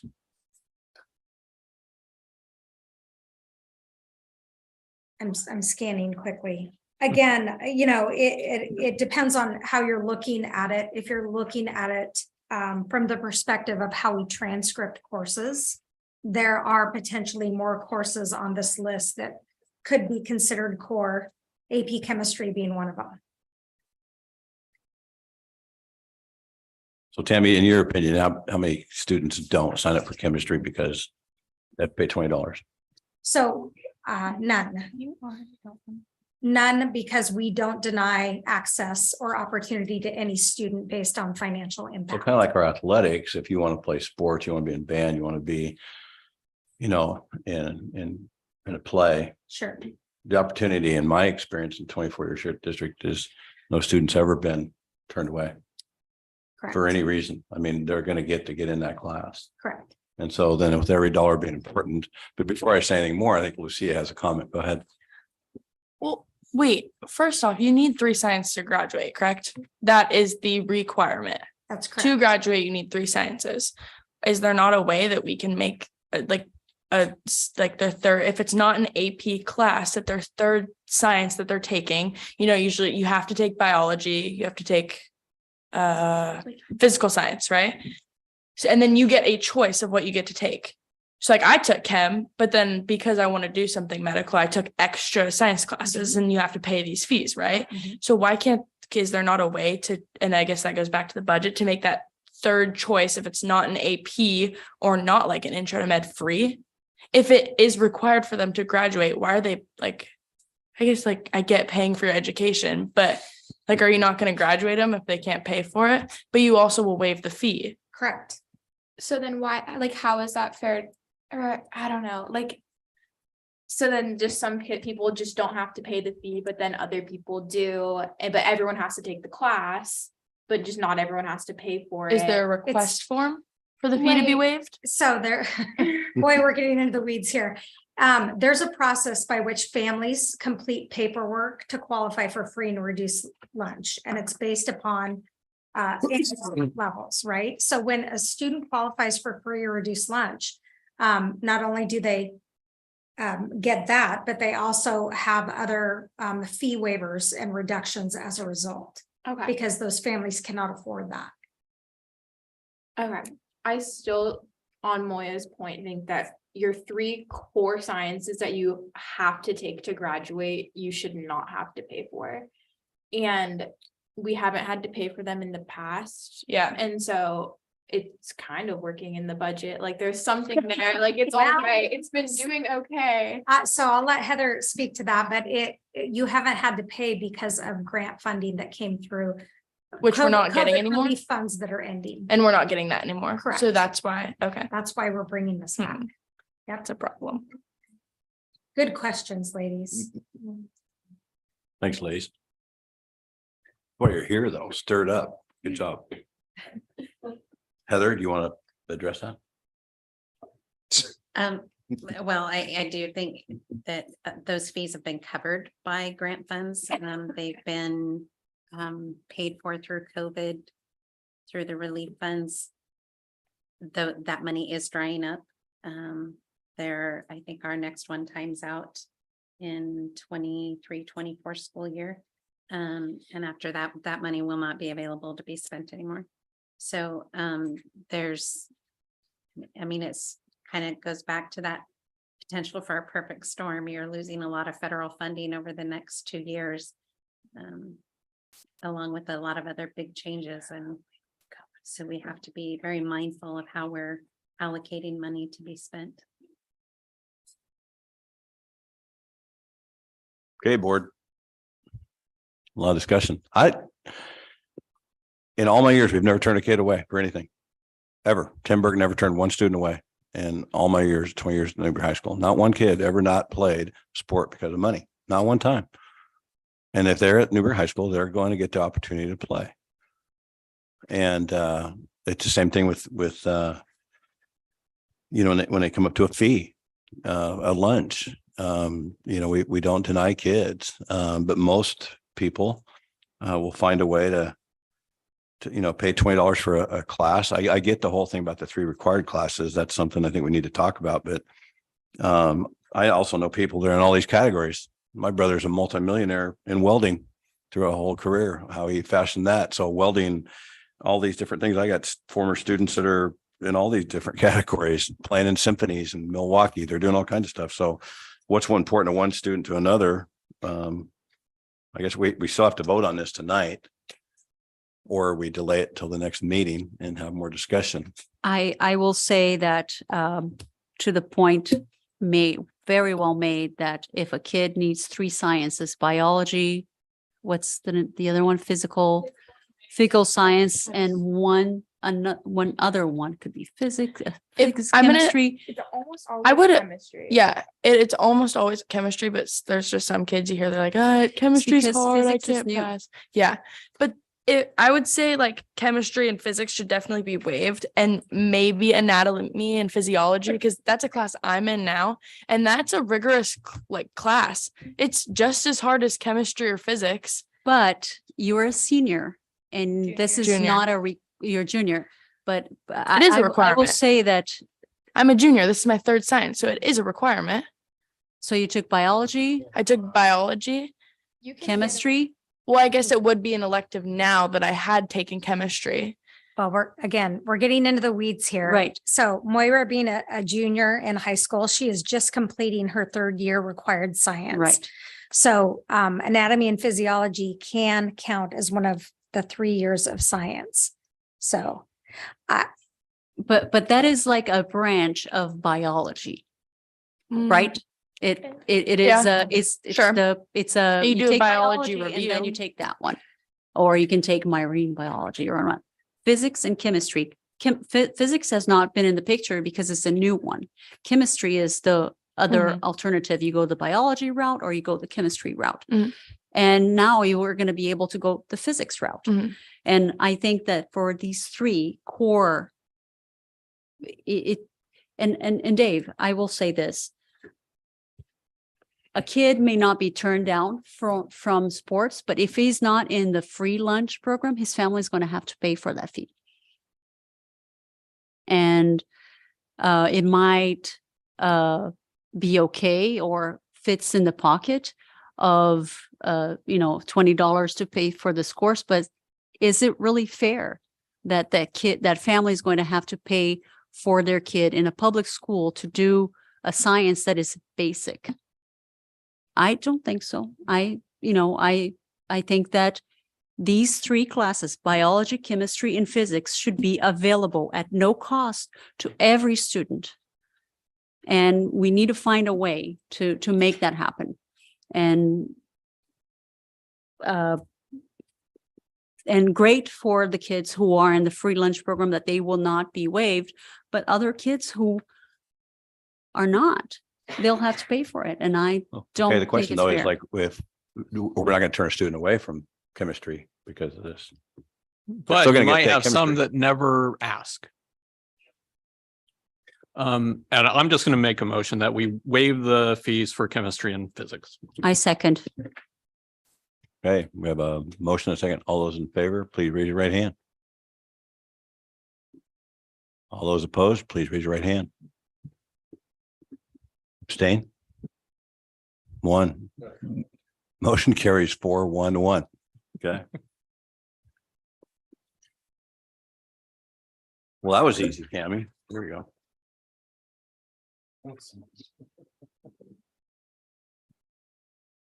The next one up is new courses.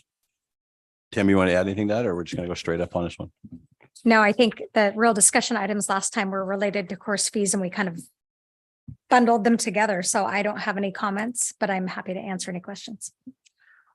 Any questions for? I do have one quick. So that last motion we just passed was to. Oh, waive yeah, the we didn't fees. approve the fees as amended. Right. Nope, I'm done. Mr. Chair, Back up. I move that the Newburgh School District Board of Directors approve the Newburgh High School fee schedule for 2023-2024 as amended. I second. All those in favor of that amendment, please raise your right hand. Motion. Motion 6-0. Okay.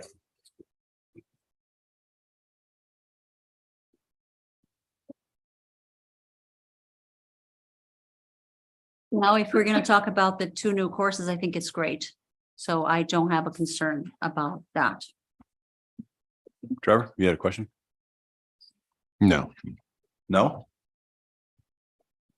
I think it's great that you're adding on to tracks that already exist and expanding programs. So that's excellent. And I move that the Newburgh School District Board of Directors approve the two new courses for Newburgh High School for 2023-2024 as presented. Second. Motion a second, and all those in favor, please raise your right hand. Motion carries 6-0. That one was easier. Tam, if you'd like to go, you may. I know it's another late night for you with all those sports. They are.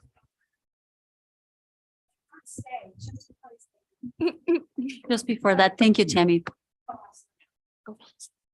Well, we will we'll let you guys speak first, and then we'll go to our HR director. So ladies, you're up. Okay. Well, the first thing I want to talk to you guys about is we created an assessment awareness plan with Miss Mealy, who is actually at the game tonight. But we just created a plan in place, and we can get this to you guys too if you guys want to like look at it in your free time. But basically just like overall, we're going to work with ASB to create a video just get different groups of students and stuff like that. Hallway messaging, prep up towards these assessments. And I think her name was Jennifer. Jennifer did a really good job about talking about the middle school. We also looked at that too, seeing if there could be a similar video made for the middle school groups. And also like via like Instagram, the parent group, like getting this video out. So not only students see it at like an assembly, but also parents can see it as well. Also getting Miss Mealy's working on a email out to parents, so they know that these assessments are coming up, that there's more benefits than opting out students, because some parents will just go ahead and opt out students and like before talking to them. But then if that happens, getting kids to want to take this test, the day of, maybe I'm part of the Interact Club that's with the Rotary. So maybe getting the Rotary to like an ASB to like do positive messaging and stuff like that, and see if we can get their collaboration on that.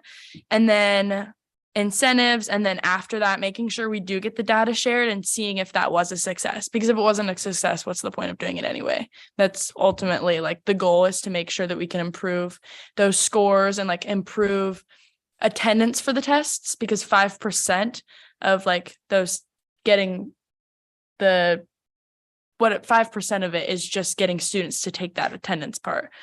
And then having teachers have plans, and like Miss Mealy's working with the teachers to try and create plans and like not like syllabuses, but like study guides to get the students to like take that week before the test. If they have any questions over old material, they're like, I'm in trig, so when I go to take these assessments and there's something about algebra 2 on it or geometry, I'm probably gonna have no idea what I'm doing, but I'm still gonna try, because I've always like tried on these tests. I'm one of those kids. But yeah, okay, that's that.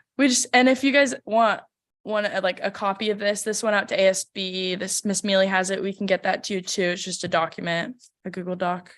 Can you bring a copy of that like next meeting maybe? Yeah. Okay. So our plan is specifically targeted at the high school, because that's just the experience that we're most easily able to like speak for, or like we have the best ideas for. But I think a lot of our plans could also be implemented into the middle school. I'm not sure how the testing scenarios are in like the elementary school level, but I'm sure even some of those incentives and day of and the prepping could definitely be, I mean, this is like a K through 12 plan ish, definitely more high school, but it can work for all levels, because we want that improvement everywhere. And it would be interesting to like get to talk with like Du Bois or Jennifer, or even some of like the elementary school like areas, and like just see what they think about it too. Just like maybe not necessarily like the video. I know in elementary school, I was the kid who'd be like, sit next to my friend and be like, hey, let's see who can get the better score. When those little like charts come out, those data tables, it's like, hey, who had the highest data chart? It was like that sort of thing. And I like, I've got some like younger cousins and stuff, and they still do that. So like not even like just like positivity around it, like stigma around it, especially at that level, and just like making it more like fun and enthusiastic and like not lighthearted, because it is serious, but something to get them to like entice them in a way. Because there can be stressful. I mean, those tests are stressful. You're sitting, there's not like pressure, but it feels really high stress and high pressure. And so just kind of changing that, like just changing that mentality before you're going into the test, is going to change the test outcome. And then a big part of that was focusing on not necessarily who does the best, but percent of improvement. Because you can always improve. Like it would be so unfair if you compared classes and you looked at like our AP Lang class versus English 2 or English 3, because in like juniors are greater in English 3.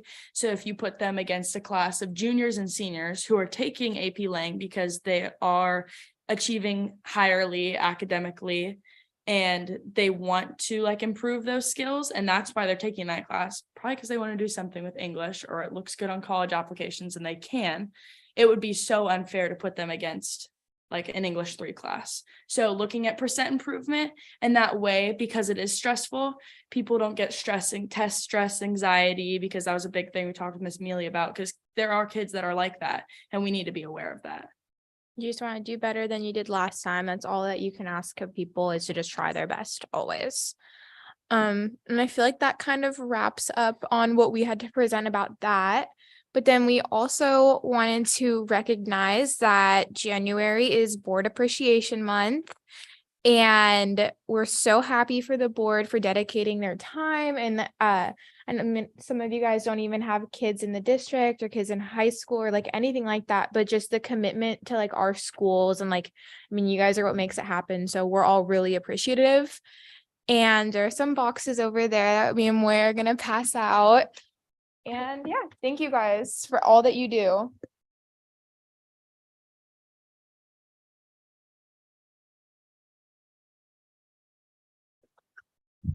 Tammy, I think you got a couple of future principals here. Thank you very much, you guys.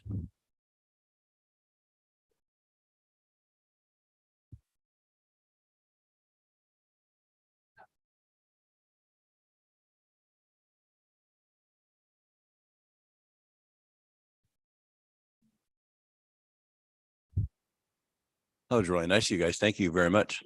I think, we have a smaller crowd tonight, but I think everybody kind of sees why we have, Tammy, thank you. Good night.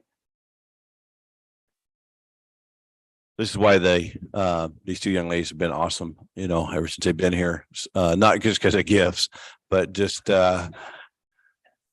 your, you guys are clear. You guys talk really well. It's nice to see you guys get in there and working around the school. I'm sure that encourages a lot of kids. Have you talked to Principal Tammy yet? Gone seen her? Good. Just all this. We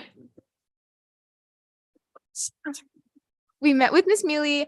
I had more because we also, so we talked about it here. We talked about it with Dr. Phillips. We talked about it with Miss Mealy. And then we're also, Moya's not in this. I don't know. No, You I am. should be. I am. No, I definitely am. I just have not. Okay. She just hasn't went to them, I guess. But I've been a little bit. the student superintendent advisory thing, we talked about that. And that's a broad group of students. Like the whole point of it is that it's a broad group of students. It's February 9th, I believe. We have a presentation. Yeah, that's for Student council. Yeah, that's not this though. Oh, the other student Yeah. advisory thing. Yeah. Oh. And we talked to Tammy and Mark Brown about our ideas there as well. No, it's good stuff. I appreciate all the updates. Yeah, just fine tuning that for, next meeting and stuff. Any questions for these guys? They're doing great work. Yeah, I guess my question is, what do you need from us to make this happen, if anything?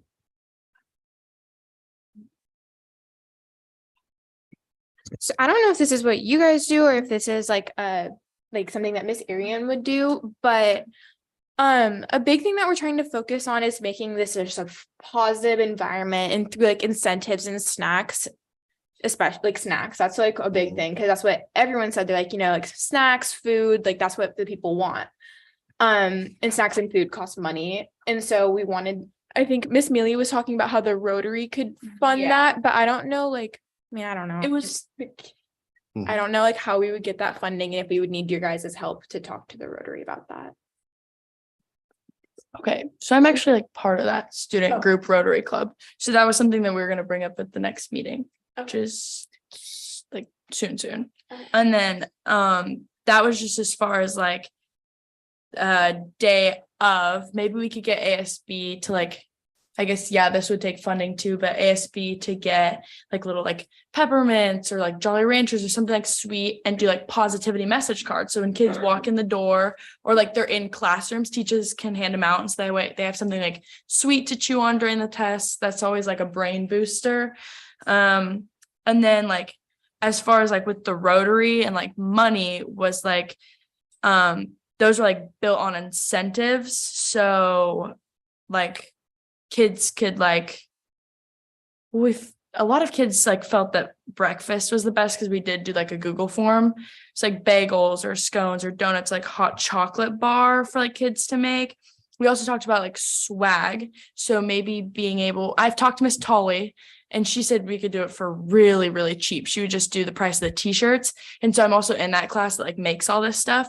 But there's a really awesome group of seniors who are in that entrepreneurship who made senior t-shirts. They make all this fun stuff. they were shooting them at the assembly with like t-shirt launchers, and they make like custom ones. So getting them to do something like that, like is like, oh, fun. Hey, you came to come take the test. Here's a free shirt. Like you were randomly picked, something like fun like that. So that would be a good thing to figure out. Where's the money going to come from? So I will encourage you guys to reach out to the Rotary clubs. I know you said you were in Interact. I think that's a good channel. I think there are a couple of our Rotary members who go to that meeting. So please I encourage you to talk to them about this, and perhaps a presentation in the meetings that happen weekly in both the noon club and also the early birds. So that's an avenue for you to reach out to that audience. So and if you have any questions about that, if you're not able to wait until your next Interact meeting, I can help you put in contact with some of them. Yeah, if you can, because several of us are members of Rotary the early birds. What we need is a proposal, exact numbers, and if you can get that, and then just a summary of how it'd help, what it'd go for, then we could get it through. Thanks. You guys good? Well, these things are crazy tonight. No, you guys are awesome. Thank you so much. Appreciate the presence too, you guys. That's really nice of you. Thank you. Well, we made you wait, but now you get to talk. You get to say something. So go ahead. This will be highly entertaining. So as we're going through this process for the first time, there's some things I want to bring to your attention, because I don't know if you're aware or not, but we're discussing budget. And we're discussing, purchasing and on and on and on and on. So I want to hit a few key dates for you that we're going to be tracking. When I say we, primarily Heather and I, along with Dr. Phillips as well. But as we're taking a look for the budgeting for the next biennium or the next 2 school years, the legislature has now started into their session as of January 17th. The governor is required by law to release a tentative budget for our education by February 1st. Okay, so that's going to be a big date in our window as we're looking and trying to project and build for the next year for all the programs. I can tell you right now that the state is reporting in their December report that the state of Oregon is about $3 billion less in state income than they were a year ago. And so they're anticipating a mild recession at this point. Now, I've been in this and tracked this long enough to know what they're saying today may be changing tomorrow. So again, these are nothing more than just indicators. Take them for what they're worth. They're not, and they have not settled anywhere. And as Heather shared earlier tonight, we have a new governor. And so we don't know what the governor's new agenda is going to be, what the points of emphasis is going to be coming out of the governor's office. So stay tuned for that. I can tell you right now that the Department of Administrative Services and Legislative Fiscal Office was only going to bump the biennium. Currently, we're funded at 9.3 billion to 9.5 billion. I can tell you that COSA, which is the association I'm a part of, and OSBA, I have not heard from OEA, but I would imagine they're all on the same page like they have been in the past. They're saying we need 10.3 billion in order to maintain current services. So right now there's one group out of the state saying 9.5 up from 9.3. We're saying 10.3 in order to maintain services. And when I say we, I'm talking statewide, not necessarily Newburgh School District or Newburgh Public Schools.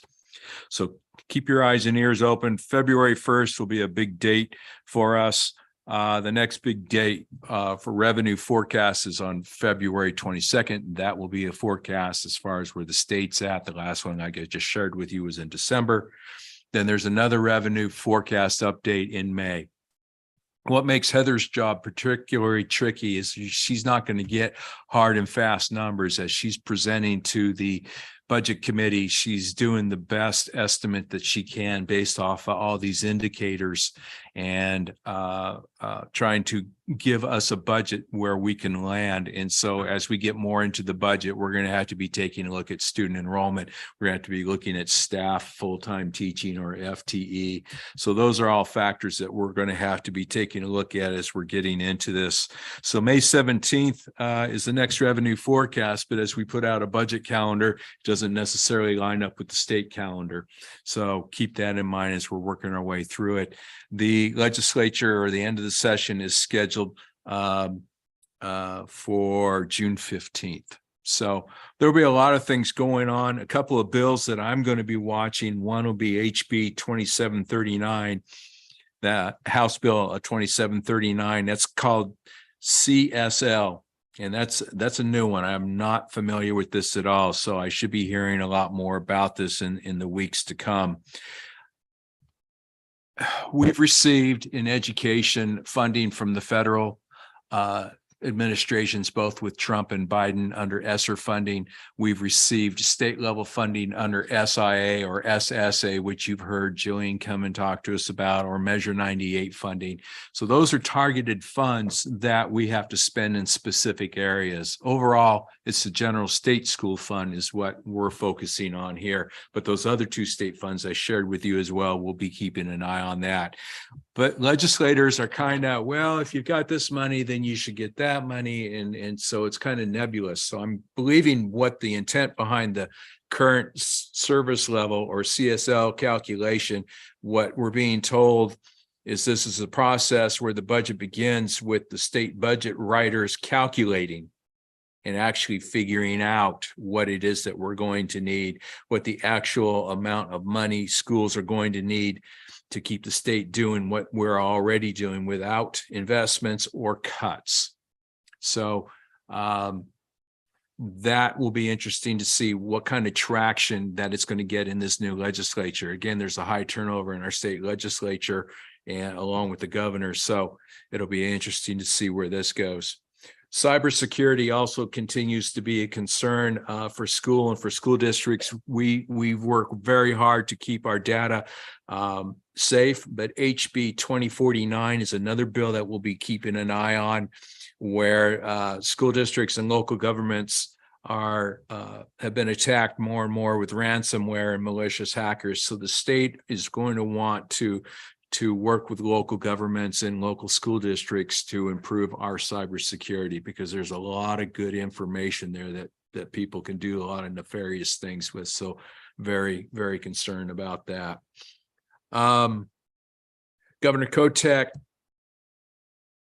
has not yet produced a budget. As I shared with you, her deadline is February 1st. So we're going to be curious to see how strong she's going to come out. She's going to come out with a budget, and talking with our business director, she's saying the key for her is also going to be tying in with how the House Ways and Means Committee and what their dollar amount. So really what we'll be looking at is the forecast, the governor's announcement, and the Ways and Means Committee. Typically in the past, what we've seen is that COSA or OSBA or OEA, they'll ask for very high. This first group that I referred to is very low, and then we land somewhere in between. That has been my experience as an administrator now for the past 20 years or so, and how things have been done. But again, anytime there's a new governor, new legislature, those are only indicators at best. So these are just some of the things that we'll be tracking, that we're going to be looking at. And again, we're going to be trying to come forward with the best budget possible. And again, taking a look at our enrollment. Are we declining? Are we maintaining? Or are we on an upward projection? And so those are all going to be key factors as far as how we determine our budget for 23-24 and 24-25. And as you know, inflation has been extreme within the last couple of years. And you also should be aware that the legislature has no intention of keeping up with the inflation rate. So again, that's a factor that we have to weigh in as we're projecting for the upcoming school year and the following school year, because we're in 2-year cycles or in bienniums. I threw a lot of information out there, a lot of dates and a few legislative bills, but And again, I don't know what you have seen or not seen here in the past or in a presentation, but those are my comments. Questions, thoughts, concerns, anything you want me to be watching or tracking or reporting back on? Yeah, Scott, I was going to ask, I remember years ago, we had crazy rifting going on. We had all kinds of, 07, 08.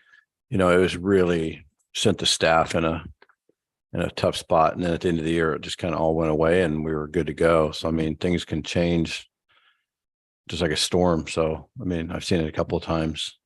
Both times it worked out for the better, but I can see where sometimes it might not. Yeah, we have been typically in any decade or any 10-year period of span. The rule of thumb is the anticipated recession twice during the 10-year period. And we have bucked that trend most recently here as a state. And so, like you've shared, you've seen storms come and go, and they can come up on you. And we think we're rock solid on the February 22nd forecast. And we got a pretty good indicator. And then May 17th forecast comes along and undoes everything that we've presented. So we're aware of that as well. And we can only do what we can because we are at the whims of the budget. And to be honest with you, typically, we'll get our final numbers roughly 2 years from now as far as what our actual costs are. The business office will still receive ebbs and flows from what has transpired within the last year or two. And so it's how the state operates. And so as we think we have some funding here, the state may, oh, wait, we miscalculated and you owe us from what took place 6 months ago. So please keep that in mind as well as Heather does her budget and does her presentation. Those are all factors that can still come back on any given school district at any given time. Any more questions for Scott? They're tired. Thank you very much, sir. Sir. Future agenda items, we have transportation update. I'm sure that will be from Dr. Phillips. We'll have a bond update, probably Dr. Phillips and Larry Hampton. There will be a student-based health center update from Lise Holloman. This will be at our regular work session, our regular session board meeting on February 14th, and also principal presentations. Again, Ashley Lee from Joanne Austin and Nicole Love from Edwards. Future board meetings are February 14th, regular meeting, and then February 28th will be another work session. So, Mr. Chair, when are we thinking that we will adopt our board goals? Because we looked at them tonight. well, I think we need to spend some time on that. I'm going to talk to Dr. Phillips in our next agenda so we can get some time set aside for that at the very next meeting. So we can set aside a block of time.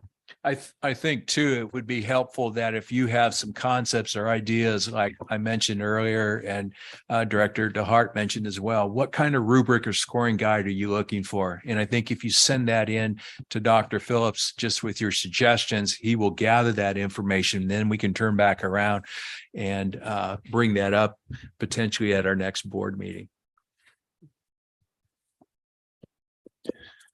I would like to say, I like how you maintain your about 8-inch distance between you and the microphone. It seems to lessen the amount of garbled talk coming through. That comes from coaching experience and the capacity to project. And so I don't know about my fellow board chair here, what he's coached. I got a question real quick. Wow, that's really loud. Sorry, it's I'm really tired, but really quick. When is that parental bill of rights going to be discussed? Because I know there's some like kids who would like to like say something or like have their voices heard before any of that like would get passed, or if that would be a possibility. I'm gonna get to the right distance here. I think, definitely have to have, a lot of discussions on that. It's something that's not going to just happen like by the next meeting or something like that. So there'll be an opportunity for. Okay. I just want to make sure it wasn't like getting passed. We weren't prepared to like express on it. No, Okay. no. So it's going to take some work. Yeah, my understanding is that we don't even have a draft. Okay. Okay. It's something that I just know last meeting we talked about talking about it sometime soon or having that be something that was a focus or looking into it. But just want to make sure. Yeah, we're going to talk more about tonight, but our student reps went long, so. One of the board goals that we looked at tonight had passing a Parents' Bill of Rights on it. So we kind of talked about it there. That's a goal everyone collaboratively agreed on. We haven't passed the goals yet. That was the goals we looked at tonight Okay. for potential future passage. Yeah, and if you have any ideas or anyone else has any ideas, pass them along now. Okay. Yep. We definitely will. Great.